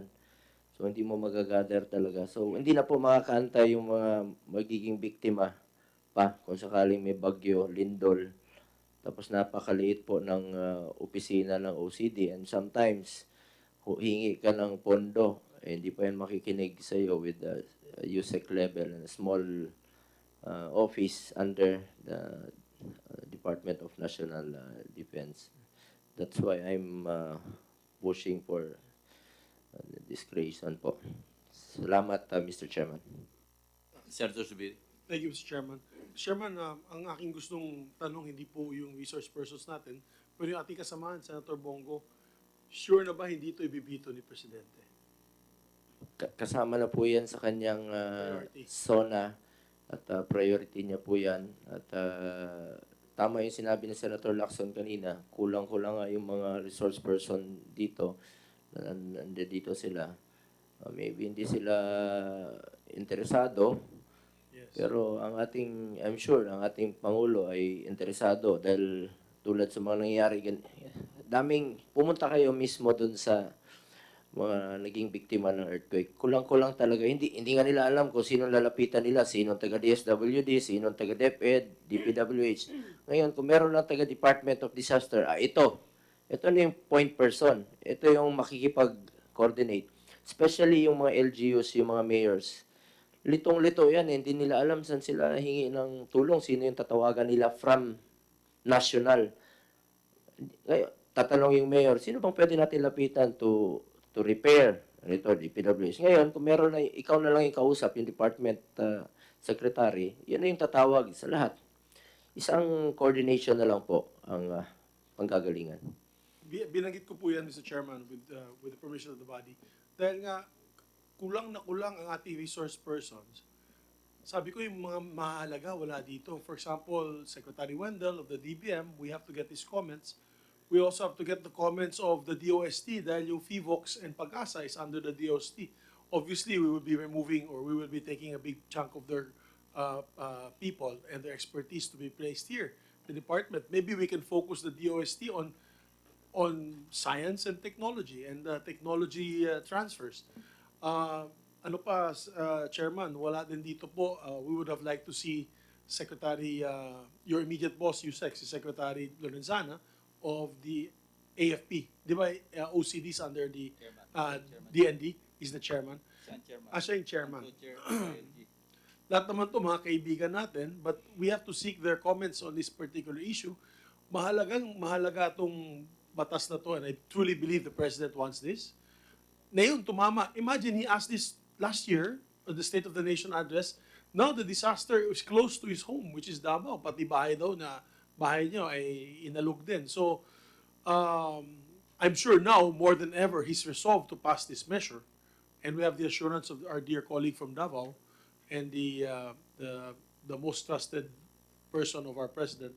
So, let's take this seriously, gentlemen, ladies. Ayaw po namin mawala. Hindi po ito pagtatanggal ng responsibilidad sa isang ahensya. Ito po yung pagpapalakas at papaganda ng sistema na itinayo natin almost 12 years ago or 10 years ago under the NDRRMC or Disaster Preparedness Law, which we feel is lacking after 10 years of implementation. Ito na po. We've seen what happened. Baka we can move forward. Eh, sabi ko nga kay Senator Lacson, kung mapabilisan na yung mga budget hearings bukas, mag-uumpisa na, lalong tatagal kasi ako'y tatayo at magtatanong ako sa mga departamento kung sangayon ba sila sa plano nating gawin yung tong Department of Disaster Resilience or Disaster Preparedness or Disaster Management. Thank you, Mr. Chairman. Thank you. Another area of concern that we may consider as a big stumbling block dito sa rehabilitation ng mga calamity-stricken or disaster-stricken areas. Alam nyo, nagsasabi tayo lagi ng yung plan, di ba? Disaster plan, rehabilitation, reconstruction, disaster plan. But unlike the PDP, yung hindi PDP laban, yung Philippine Development Plan, hindi ito binibigyan ng importance eh. NEDA is the vice chair of NDRRMC. But I notice, whenever we submit, in our case, we submitted, within 8 months, we submitted the comprehensive reconstruction and rehabilitation plan for Yolanda. And the President approved, President Pinoy at the time, approved the budget, 167 billion. And then the following year, I noticed that DBM at the time released only, 1 billion pesos or 2 billion. So how could we accomplish yung rehabilitation kung hindi naman sinusunod o hindi binibigyan ng importance yung NDRRMP, P for plan. Another area of concern is the capacity of the LGUs. Sa ngayon, ilang percent lang yung active do sa local, yung sa monitoring. This under OCD, di ba? A good, 50%? 47%? Hindi lahat capacitated. Hindi lahat ng LGUs, meron silang mga planning officers who are able to prepare their development plan after a calamity, after a disaster. So, ang question is, how would a proposed department address these issues? Would you have any idea? Or Well, could these issues be addressed? Yes, sir. We should depart from the practice of vetting the individual project proposals. So, hinugin na natin doon sa comprehensive rehabilitation recovery plan. And then kung may yung mga identified intervention doon, sir, may identified implementing agencies and the corresponding amount. So on the basis of that rehabilitation and recovery plan, which will be elevated to the President for approval, that should be the basis for the release of funds. So malaking mas-shortcut natin sa process. Creation of a department can address those issues, including the capacitation of LGUs that are incapacitated to even prepare a recovery plan. We are doing Question what is we are how? doing now is capacitating the LGUs in the preparation of their So how local do you disaster capacitate the risk reduction. LGUs? Anong method ninyo to capacitate? In the crafting of we review the local DRM plan, sir. But OCD alone cannot do it. Reviewing the LDRRMP, would that capacitate them? You're just reviewing them. We provide the template for the But if they drafting. don't have the technical know-how, hindi sila capacitated, no matter how you review, Yes. no matter how you give the template, hindi rin nila kayang gawin. Yes, sir. Well, we have other programs for in to build the capacities of the local government units. Like, for example, training program on service continuity planning, training program on incident command system. But the best approach that we can do is the training of trainers. Training of trainers, so that when these trainers will go back to their local government units, they will be doing the training within the Parang LGUs. re-echo, may mga trainers na pinapadala kayo. For example, in Marawi, have you completed your NDRRMP? Or DRRMP? Meron ba? There was an approved CRRP, sir. CRRP, so for Marawi. Mr. Chairman, Your Honors, for the Marawi rehabilitation, we have a completed CRRP that was approved by the President. And When was this approved? Sir? When was this approved? Last year, sir. It was approved Last year. Yes, sir. How is the rehabilitation efforts proceeding based on the approval made by the President? And how much budget did you, magkano ba yung budget na na-approve doon, yung sa CRRP? The total budget approved was 60 billion, 13 billion for the most affected area, and 47 billion outside the most affected area. How much has been released, DBM, for Marawi? Out of the 60 billion approved budget or funding for the rehabilitation and recovery of Marawi, how much has been released so far? That covers from the very beginning, yung sa relief na 5 billion and so forth.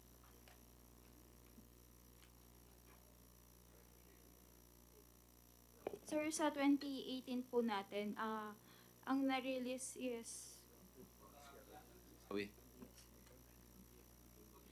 Yung Marawi lang. we have for 2018 we have 10 billion. The balance for po nun is 5.1, and yung available balance po niya ngayong 2019 as of October is 4.3.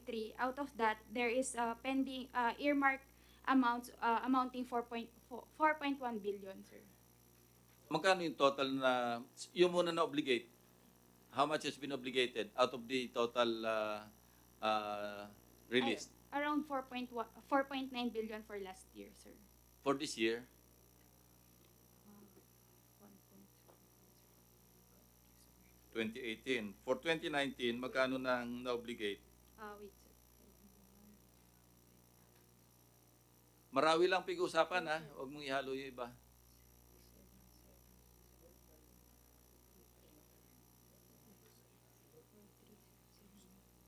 Ito pala yung Marawi Task Force. Sige.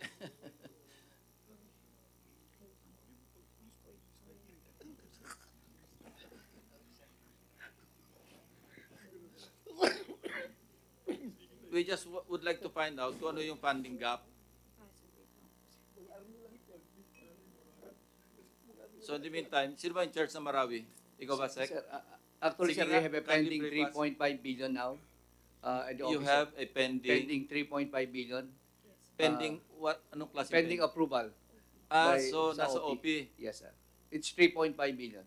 3.5 for 2019. That will be taken away from the 2018 remaining balance. Kasi hindi lahat na disburse yung, pero obligated. Sabi mo obligated na yung 4.9 eh. Continue. Na-release namin yun, sir. Yung Oh, release? Yes, sir. For yung galing po sa 2018 18. Wait.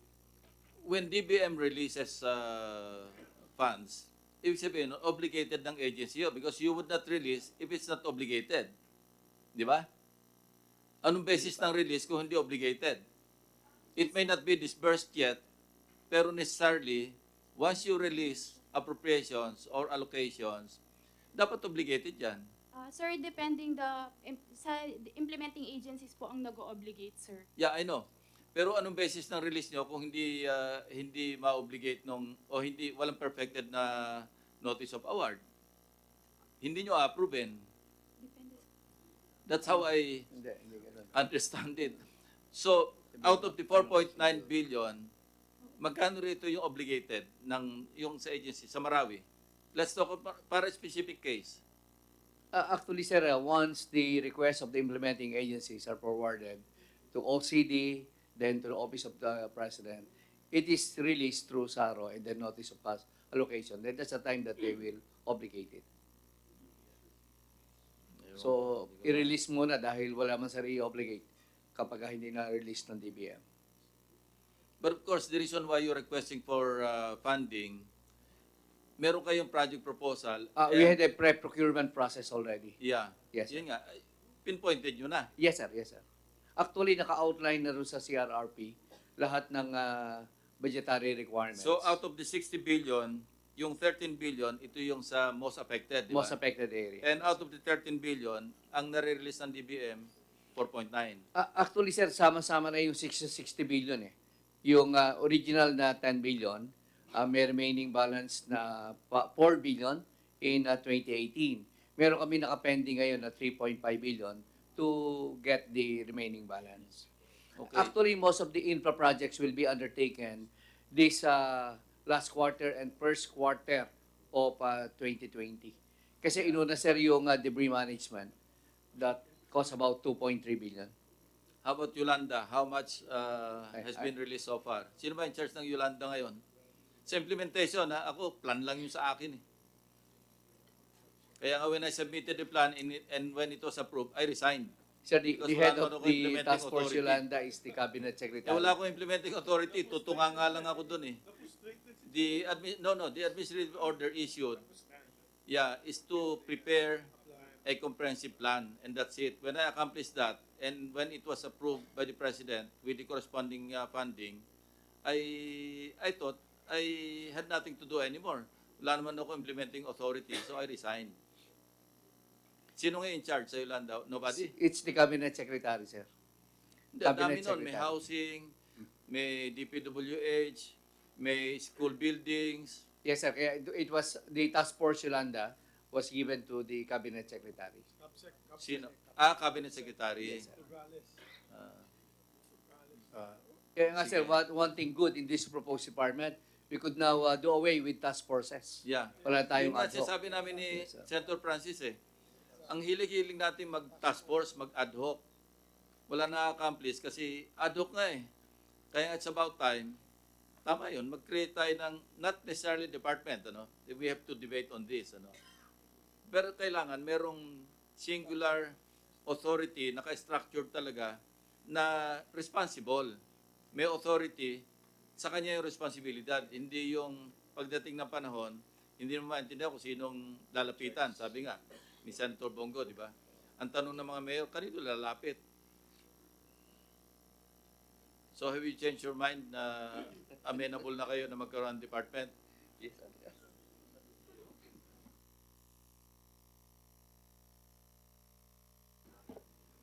Regarding Yolanda, sir, while there is a task force created by the President, OCD is still involved in there. And we are no longer processing any funds for the release of, for the implementation of Yolanda project. We are now just into the monitoring of the implementation of the different projects. And I just don't have the update right now, sir. We recently commemorated Yolanda. Katulad niyan, Mr. Chairman, with the permission of the body, katulad niyan, nawawala ng follow-up. In fairness, with all due respect, sir, nawawala ng follow-up. Kung may department dyan and a secretary, the new president, whoever he may be, can always follow up with that secretary what has been done for Yolanda, what has been done for all the other areas that were struck by typhoons and calamities. Meron talagang go-to agency. Yan, dyan siya nakatutok. Kukulitin niya lahat ng agencies at magkakaroon siya ng report. The President can request a yearly or quarterly report from him on the pace of the rehabilitation efforts in these areas. So talaga napakahalaga. Because with due respect to the chairman of the NDRRMC, which I think is Secretary Lorenzana, ang dami niyang trabaho. He's in charge of external defense, internal defense. Ang dami pa natin internal security problems. So, hindi niya matutukan yan. they become, the secretaries of national defense become reactionary.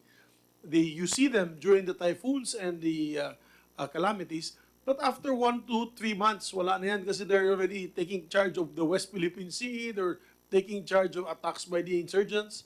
So, kailangan talaga may nakatutok dyan. I think we're all in unison there. Thank you, Mr. Chairman. Mr. Chair.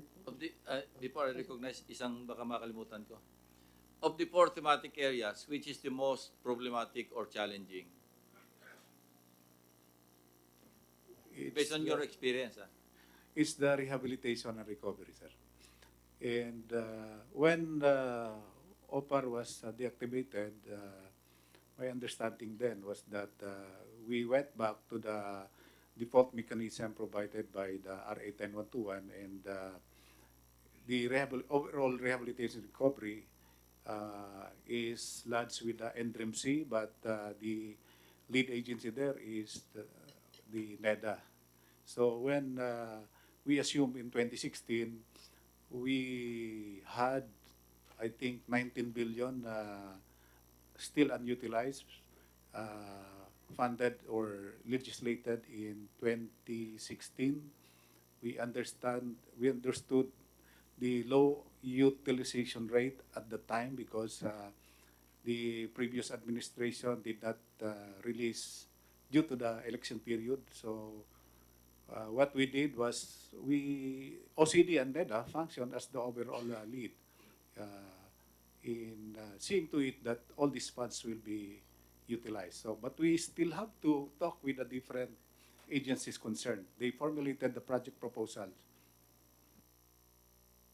Senator De La Rosa is recognized.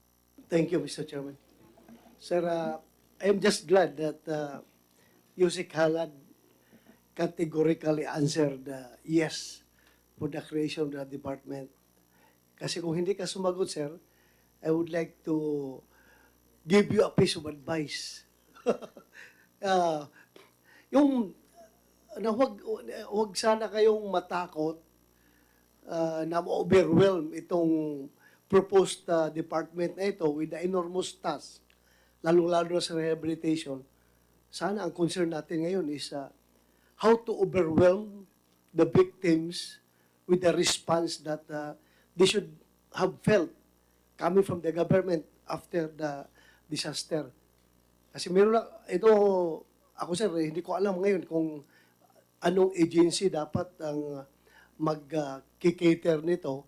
Meron ako nakikitang looming problem doon sa amin, sa Davao Sur, particularly doon sa Magsaysay, Matanaw, Bansalan. Itong nangyaring after the lindol, after the earthquake, yung everyday, halos every hour, merong aftershocks. If this situation cannot be mitigated, hindi naman talaga natin mahinto yung aftershocks. Wala man makapaghinto niyan. Sa akin lang, anong mitigation na gagawin natin dito?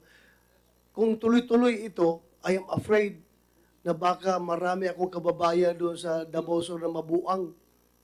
Dahil nga, every now and then may aftershock. Kahit na nasa evacuation center na sila, hindi sila nagsisilong sa mga building dahil takot sila sa eskwelahan, sa church, sa gymnasium. Hindi sila nagsisilong dahil takot baka mabagsak yung bubong. So nasa labas sila ng tabi ng kalsada, nagtitent. Yung mga binigay ni Senator Lacson ng mga tent doon, nandun na, nakadeploy na yun doon, along sa kalsada. Tinitiis na yung ulan, init, bahala na, basta hindi lang mabagsakan ng hard object from above. So, every time mayroon kunting aftershock, magsigawan yung mga bata, magtakbuhan, maratel ba? So if this will go on and on for a longer period of time, I'm afraid maraming psychologically magiging may psychological problem mga tao doon, lalo yung mga bata. Kaya nga, hindi ko alam kung sinong undertake na mitigation nitong problema ito dahil ewan ko kung dapat bang tanggalin sila from their present evacuation areas to another municipality na hindi nakakaramdam ng aftershock. So, other province, malaking kwan ito. This is an enormous task. Hindi pa ito part ng rehabilitation. part pa lang ito ng, ano pa bang phase ito, sir? Nasa mitigation o Nasa response. response? O sa response ito. So, sana meron mag-undertake niyan yung problema na yan. Hanggang ngayon, sige pa rin. Morning, afternoon, hapon. Kaya nga, yung, alam mo, ako, my wife and my children, we live in Batu Santa Cruz, Davao del Sur, which is about 40 kilometers pa magsaysay. But doon sa Bato, yung nag-break yung Senate, doon kami nakatira, every now and then mayroong aftershocks. Sabi ng wife ko, natatakot ako, lipad na tayo, balik na tayo ng Manila. Sabi, yun nga, matanda na yun ha, gusto nang bumalik sa Manila. Parang hindi na siya taga Davao, umiiwas na doon sa aftershock. So, sana may mag-undertake ng problema na yan, sir. Thank you, sir. Mr. Chair. Mr. Chair, if I may add. Senator Bongo. Sinabi na rin po ni Senator Bato kanina, while I agree na important ang mga ito, equally important din po na proactive tayo bago pa po ang sakuna, handa na ang mga LGUs. Kaya kailangan talaga yung departamentong ito. May magtuturo sa kanila anong dapat nilang gawin kung sakasakali darating. Not only after, but turuan na yung mga LGUs natin kung sakaling bumalik. Tuloy-tuloy ito. Minsan tong earthquake sa Mindanao. Thank you, Mr. Chair. Yusek reply Antonio. to the Yeah, question before I of- recognize Senator Tolentino. Yes. In reply to the... yes. Ikaw muna, Yusek Kalat. Sir, yeah, thank you, sir. In reply to the question or remarks of Senator De La Rosa, sir, let me explain what we are doing right now. We have institutionalized the response of the National Disaster Risk Reduction Management Council and designated leads in the clusters that were organized. And among the intervention is the conduct of psychosocial treatment. And these are being provided by Dept for the school children, DSWD in the evacuation centers, and likewise DOH. So sila yung nag-address na situate na mabawasan naman yung pangamba ng ating mga tao, hindi mapunta doon sa mabaliw na sinabi ni Secretary ni Senator De La Rosa. So yun ang approach natin, sir. Yung response natin ngayon is not simply giving of relief goods. So meron tayong isang cluster which is water, sanitation, and health. I admit this is one of our greatest challenge in the response that is ongoing right now. Kasi ilan lang yung evacuation centers na ginagamit. Wala pa yung evacuation center na na-approve ni Presidente na ginagawa ng DPWH. Mostly, ang ginagamit doon are schools. And we understand schools, baka isa o dalawang CR lang yan. So, we are now putting up additional toilet facilities. Problema din sa tubig yan, lalo na nasira yung water district. So, we have ongoing interventions to address these problems, but we are focusing on these problems here. We expect there are long-term evacuees that's coming from the communities that were declared by, or places declared by PBOGs and MGB as no longer safe for habitation. So these people will be staying a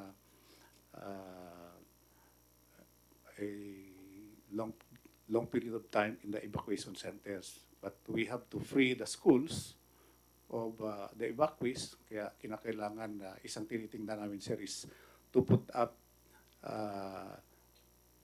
transition or temporary shelters, while NHA will be putting up resettlement houses for those families that are dislocated. So, hindi lang ang response natin, sir, ngayon is hindi lang pamimigay ng pagkain. In fact, wala na tayo masyadong problema ngayon sa pagkain. Marami na yung binigay ng DSWD, marami pang ibibigay, at maraming namimigay na mga donors. Ang problema natin dyan is sustainment. Baka habang tumatagal, mag-wane na rin yung mga influx ng donations of relief goods. So that's one of my recommendation to the President in the last cabinet meeting, that all these agencies involved should plan for the sustainment of the relief operations. Professor Antonio. Yes, thank you, sir. Just private sector response to what's going on in the discussions. As assured USEC then the Yolanda rehabilitation, that was exactly our problem then after having submitted a plan of 167 billion, which was approved. Implementation took time mainly because OPAR at that time did not have implementing authority. We only had coordinating authority, no? And we relied partly on non-government or private sector help. In fact, that one achieved a lot better. We generated close to 30 billion pesos which answered for a portion of that particular rehab plan. But the majority of the plan was not able to be implemented until we had to both go at that time. So it was a very frustrating experience. At the same time, a very enlightening too. And the way this one should be looked at is really, as we mentioned at the start of the proceedings, disasters will happen. It's happening both natural and man-made, and we should prepare for it. And the present organizational structure of addressing disaster management is simply not effective and sustainable. Of course, we address the issue of the response. When disaster strikes, we're there, and then relief goods are sent. But the issue really is the rehabilitation portion and ultimately the recovery portion, no? And we're talking about entire areas being devastated. The recovery process takes long, okay? It cuts across government administrations beyond 6 years. So therefore, if this is a reality, and it is a reality, there should be continuing monitoring and management of the recovery process. For instance, Yolanda happened 6 years ago. Okay, the rehab plan still has to be completed. If there was an authority that has total authority to implement or even monitor what's going on across the number of years, then we could better observe what's going on every year. We realize this cannot be done overnight. A rehab plan cannot be done overnight. Much like my experience as a real estate developer, if we have to develop thousands of hectares, we cannot see an entire community that we envision to take place in a year, 2 years. It takes 10 years, 15 years, okay? Much more a total devastated area like Marawi, for instance. That will take practically 1 generation to rehab. But there has to be continuing monitoring of the redevelopment plan. Every year, something has to happen. It cuts across all activities, the housing, the employment, the industry. When we did the Samar and Leyte coconut lands, okay, it was totally devastated. And yet, when we studied the rehabilitation plan, we realized we cannot convert all the coconut lands back into coconut because it would be inefficient. But that allowed us, one of our major achievements really was we in effect thought the various LGUs affected to be better equipped to plan for their future. We got USAID, we got the Development Academy of the Philippines to get all the LGU planners together. They earned their master's degrees, and at the same time, they were able to have a long-term development plan for their various municipalities. And right now, I think a lot of them are still implementing, no? And this is long-term. And we were doing this really outside government support. We were getting this from USAID. Our monitoring team was funded by the USAID. And it was working. Now, if this can be institutionalized in an authority, maybe cabinet level, maybe not needed, but a total authority that had both implementing and at the same time funding authority, then if we adopt what we in the private sector always use now, we call it the matrix organization. A project champion, in this particular case, that particular secretary, will have that particular authority to at least get his various colleagues to toe the line just to find out how each particular region's rehabilitation plan is going. I'm not talking anymore of the response. I think response, we know what to do. Okay, disaster preparedness, maybe a little improvement. But really, it's at the rehab side and the recovery side that needs more monitoring and centralized authority. And if this particular bills that we're now discussing could be approved, it would be a step in the right direction.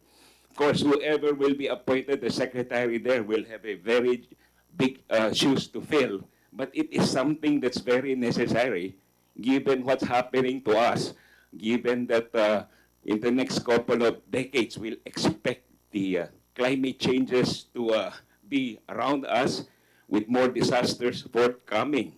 So coming up with this particular department would be a very crucial right step. Okay, that's the direction that we should be taking. Thank you. Thank you very much, sir. Yeah. One other question. Are you related to Senator De La Rosa? Senator Tolentino. I'd like to believe so, sir. You know, so we're right across each other, and I think we're outshining each other. So, Chair, I'd like to direct this question to DBM. DBM and probably Yusek Halad can react.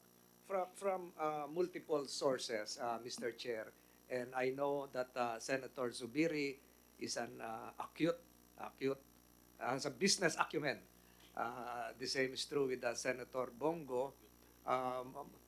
Multiple sources would define right sizing in terms of business as adapting the company to market conditions, which would include increasing the workforce and rearranging upper management, quote unquote. Dito po sa mga nakalatag na mga panukalang batas, ililipat po doon sa bagong tatag na kagawaran ang pag-asa. Sila na yung magsasabi, yung Weather Bureau, sila na yung magsasabi kung may signal number 1, signal number 2, papasok ng Philippine Area of Responsibility. Ang ibig sabihin, meron kaagad component personnel. Hindi kailangan mag-hire pa kaagad noong 700, and this is consistent with the lessons showed to us by Senator Pimentel, yung French lesson, na hindi kailangan na bloated yung bureaucracy. You will have pag-asa, kung susundin natin itong panukalang batas. You will have PBOLCs. Napakagaling po ng PBOLCs natin. Ia-under na po sa departamentong ito. So you will have Yusek Solidum. So yung PBOLCs po, may mga regional offices to. Instantly, you will have regional personnel. And you will have the Bureau of Fire Protection. Ang Bureau of Fire Protection, you have 23,000 firemen. Dahil sunog po ay kalamidad po yan. At yung tinutukoy po kanina na Region 12, you will have instantly 1,036 firemen sa Region 12. So instantly, meron kaagad tao po itong mga ito. Baka po yung sinasabi na i-hire na 700 personnel, eh baka 300 na lang po yan. Baka hindi pa kailangan. You will have the Climate Change Commission para sa planning. Ililipat natin po yun doon. Tama po ba yan, DBM? Na hindi na kailangan gumastos. Well-trained na yung Climate Change Commission.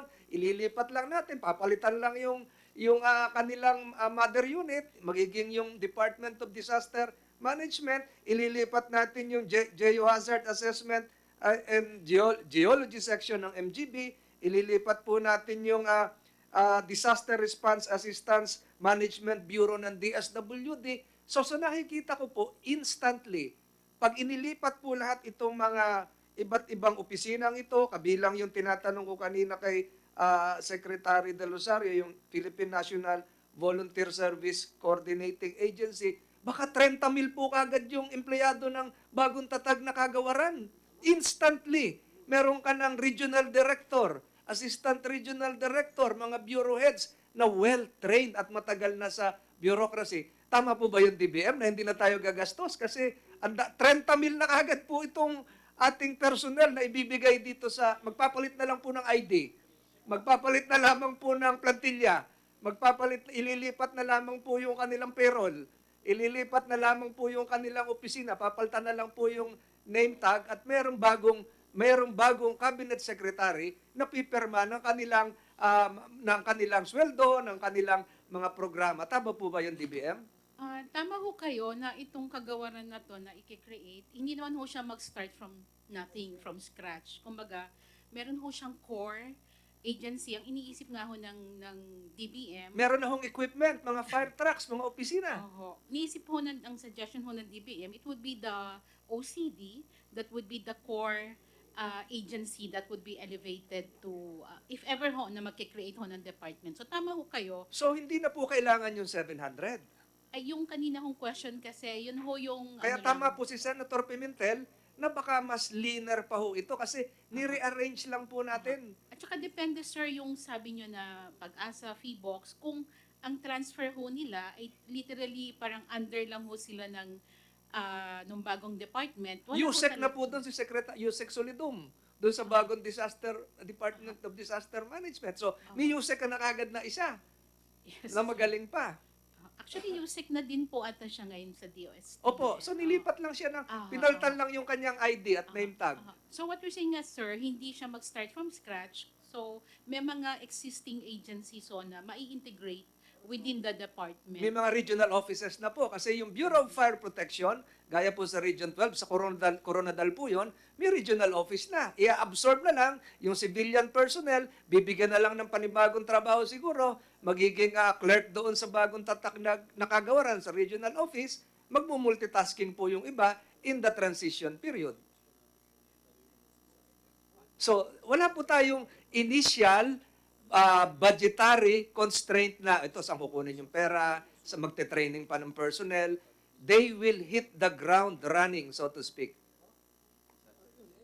Kasi araw-araw may sunog, pinupuntahan ni Secretary Bongo yung iba. So makikita natin, well-trained po yung mga Bureau of Fire personnel. Di po ba? Tama, ma'am. Galit na si Senator Tolentino. Di ma'am, tama po ba yun? So yung 700 na kailangan, hindi na kailangan.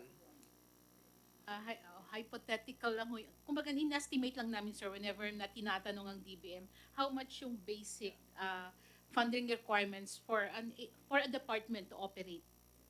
So yung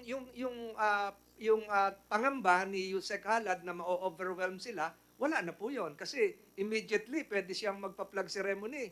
Libo kagad yung tao, 25 mil. Pasok pa ho sa right sizing, hindi natin inabolish yung ibang mga ahensya, nakagawa pa tayo ng isang bagong ahensya without bloating the bureaucracy. Tama po ba yung DBM? Yes, sir. Kung hindi naman po tayo nagdagdag ng Hindi po positions. tayo magpapalit lang po ng nameplate. Salamat po. May dadagdag lang po ako. To simplify it all, katulad ng Department of Housing, used to be called HUDCC, HUDC. Ngayon, ginawa natin Department of Housing. Housing, yun madaling maalala. Department of Health, yun kagad ang pupuntahan nila. Department of National Defense, yun kagad pupuntahan nila. Ito namang disaster, Department of Disaster, yun na kagad ang pupuntahan nila, makikipag-coordinate sila. Ngayon, ang hirap ngang banggitin, NDRMMCC, hindi ko nga ma-pronounce na mabuti. Ano? NDR. O ngayon, kahit tanong ka dyan ng mga 10 tao dyan, hindi nga nila ma-pronounce yung NDRMC. Ngayon, Department of Disaster. Yun na lang po lalapitan natin. Yun na po makikipag-coordinate. Tama ba? O, di tama. Thank you. De La Rosa. Thank you, Mr. Chair. Sir, ilang bisis na rin lang nabanggit dito yung Marawi for the information of this committee, the chairman of this committee at saka si majority floor leader. At yung mga colleagues ko dito. During our first hearing sa Marawi, we took note of all their challenges, bakit ganun kabagal yung rehabilitation ng Marawi. But ang pinanghahawakan ko lang talaga doon na statement ni Task Force sa Bangon Marawi Commander. Commander ba tawag sa'yo doon, sir? Task Force? Chairman? Di ba? Task Force. Dapat Commander pag Task Force. Chairman ng Task Force. Was that by, sir, October of 20... December of 2021, Your Honor. Okay. December of 2021, Marawi shall be fully resurrected. Ha? Dapat alam niyo lahat yan. Pero marami tayong magsisingil kay Task Force Chairman by December of 2021. Sir, di ba? Sinabi mo, Marawi should have been fully resurrected. Very interested dyan, sir, yung taga Mindanao.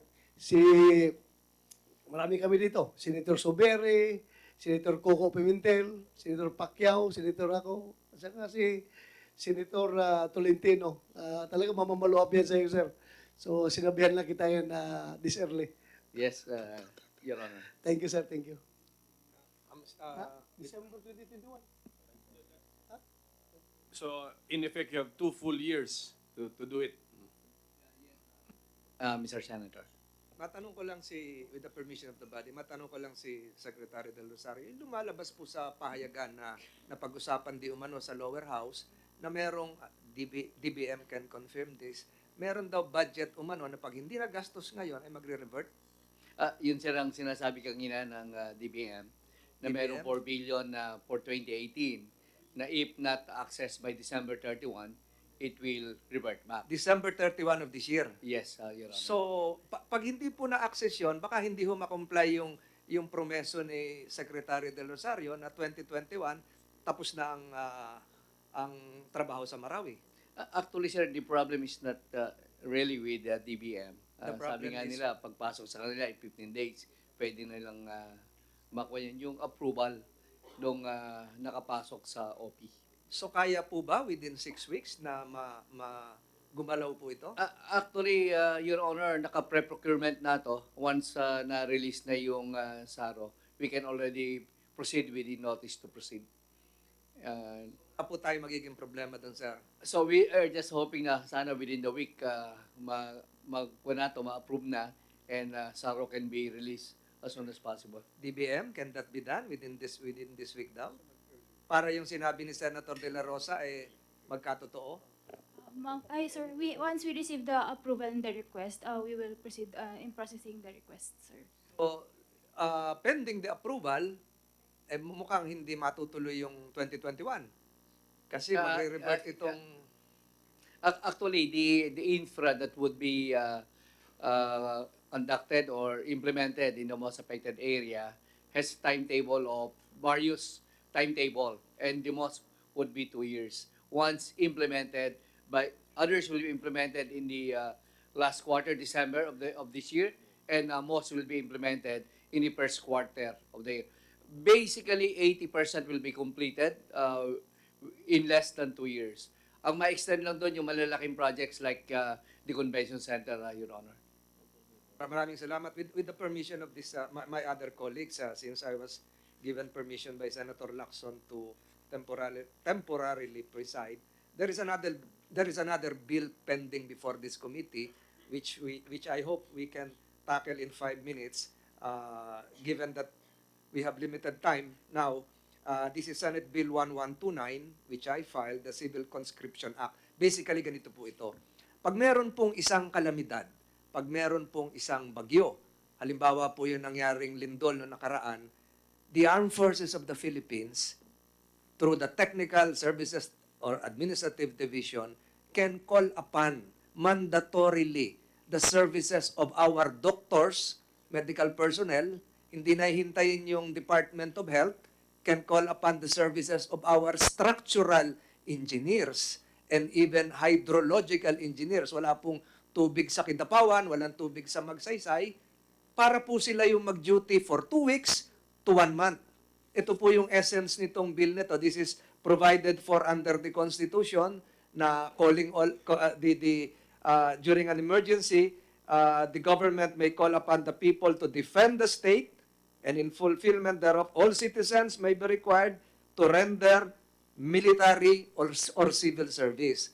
So ang sinasabi ko po rito, ito ay ginawa na po natin nung panahon ni Presidente Quezon, merong Commonwealth Act number 1. Pinupropose ko po itong bill na ito with the permission of my colleagues para naman po kung meron tayong emergency gaya ng lindol, hindi po tayo maghihintay ng structural engineers na manggagaling pa sa DPWH, manggagaling sa Metro Manila, na kung ilang araw pa bago makarating o maghihintay ng mga volunteer engineers para tumulong. Para day 1 pa lang, meron tayong database, meron tayong pooling system, recruitment system, gagawin natin mga kapitan yan kung mako-call to active duty, at in effect, under po ng Armed Forces of the Philippines, under din po ng OCD, madali po natin ma-deploy for a limited period of time. Yung sweldo po nila, kung saan sila nagtatrabaho, pribadong kumpanya, tuloy-tuloy pa ho yun.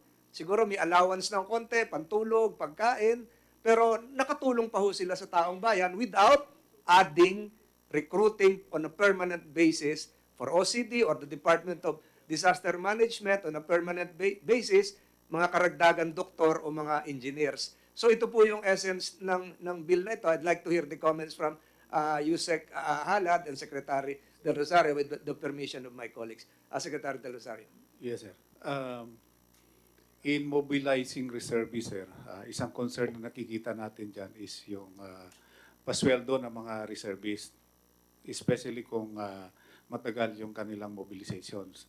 So right now, Hindi po ito yung reservist natin na nakalista na reservist. What I'm saying is this, magsisimula po tayo ng bagong database in coordination with the Philippine Regulatory Commission, kung sino po yung mga doktor na available sa Cebu, pwedeng dalhin sa Mindanao, kung sino yung mga engineer na sa Zamboanga, pwedeng dalhin sa Davao, gagawin na rin nating reservist eventually.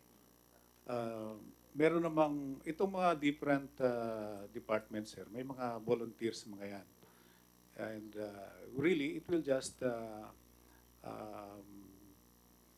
depend on the voluntarism attitude of these volunteers, ano? So, at nakikita naman natin yan doon sa ibang countries, like for example, Israel. They utilize many volunteers na walang sweldo kapag na-employ. So, we can do that also dito. With the permission of the Chair, Senator Lacson, kaya nabanggit ko po yan, ang dami pong gustong tumulong. Kaya lang, walang paraan sila. Paano ba sila tutulong na yung Red Cross ni Senator Zubiri, Senator Gordon, yung iba naman walang access. So, kung meron po tayong pool, halimbawa meron tayong 1,000 rin na structural engineers, kahit saan pwedeng i-deploy. Meron tayong 1,000 doktor, kasi yung nabanggit nyo kanina, yung psycho, stress debriefer na mga kailangan, dapat po yan, day 1, nandun na ho yan eh. Yung ating mga structural engineer. Hanggang ngayon po, nahingi pa ng structural engineer si Mayor Joseph Evangelista of Quintapawan, na wala naman tayo kagad maibigay dahil iba ho civil engineer, structural engineer. So, kung meron tayong yung mga gagawa ng mga tubig, yung mga poso, yung mga hydrological engineers, kung meron po tayong database na ganyan, gustong-gusto mag-serbisyo hanggang 35 years old or 40 years old, so hindi po siguro dapat hadlagan at organisado. Kayo na lang po yung tatawag, call to active duty or call to civil service duty, what have you. Meron tayong mga taong handang tumulong. Yes, sir. But mandated ito dapat sa mga different departments to form their parang mga volunteer groups. Like for example, the Armed Forces of the Philippines, for example, we rely on them for search, rescue, and retrieval, as well as in transportation of logistics, utilizing their transportation assets. The DPWH, we rely on them for yung assessment ng damaged infrastructures, as well as in the logistics portion also for the immediate clearing of close roads and bridges. So, ganoon din, yung involvement ng mga volunteer groups, individuals and organized groups should be part of the preparedness of the mandated departments. Kasi malawak yung expertise, sir. Kung ilodge natin sa isang ahensya lang, baka kalat ang mangyayari. But anyway, what we are doing now is we have a MOA with PICE, yung Philippine Institute of Civil Engineers, na yung mga members nila pwedeng i-utilize for the assessment of the damaged infrastructures. But ang problema is yung coordination doon sa ground. We established in Kidapawan the command and control, central coordinating center. So dapat yung mga needs ng mga mayors doon niya sasabihin. Hindi yung sasabihin sa media or kung sino man, hindi ka agad makarating yun sa amin. So all those concerns dapat doon sa CCC. And that was observed by Acting Governor Lala Mendoza. Noong nandun kami ni Secretary Lorenzana, Secretary Duque, and Secretary Anyo, maraming nagsalita, mga mayor, expressing their needs. Pero wala naman silang report na binigay doon sa CCC. So doon lang namin nalalaman yung mga needs nila. So following the structures that the mechanism for coordination that we have laid out, dapat doon nila sasabihin yung kanilang mga concerns. Kasi Chair, kung we just need the response of Secretary De Rosario and then Mr. Chair, Your Honors, I think this is a very laudable initiative, mandatory conscription, because we really need manpower whenever there is a disaster in a given area. It's just a matter of organizing them, and with the new department being capacitated with more manpower, then they can reserve one unit that will handle this mandatory conscription, but organizing first in tandem with the Armed Forces of the Philippines. I think this is a very laudable bill, Your Honor. Yes, Majority Leader. Thank you, Mr. Chairman. I just have to leave for a lunch appointment. But just another query. I was talking about this with my dear colleague from Mindanao. For example, yung Zamboanga siege incident, ang balita sa amin, meron pang tent city sa Zamboanga, hindi pa daw sila bumabalik. There's about 1,000 families still in the tent city. A situation like that is exactly why we need the department. Do you have any idea if that is confirmed na may tent city pa? May ilang libo nakatira dun sa labas ng Zamboanga City? Because about middle of this year, it was a humanitarian concern kasi marami na-rape na teenagers, na babae, dito sa mga tent city, nagkakaroon ng breakdown on security, I guess, for the people living there. So there's hindi po alam ng OCD yan, ng Department of Housing, because presumably if it's a tent city, there was supposed to be a promise of relocation. Ito yata ang nasunog ng mga Tausug yata area or na on stilts, tapos hindi na pinabalik, and I think they're supposed to rebuild housing facilities for them. Would you have any idea? We'll check on that, Your Honor. Okay, thank you. It is 12 noon, and with the permission of my colleagues, we will suspend this hearing. And the next hearing, we will urge the members of the NDRRMC, especially those, the important ones, yung talaga nag-i-implement pagka mayroong rehabilitation and recovery, to attend the hearing. So with that, the hearing is suspended. Thank you Very much, sir.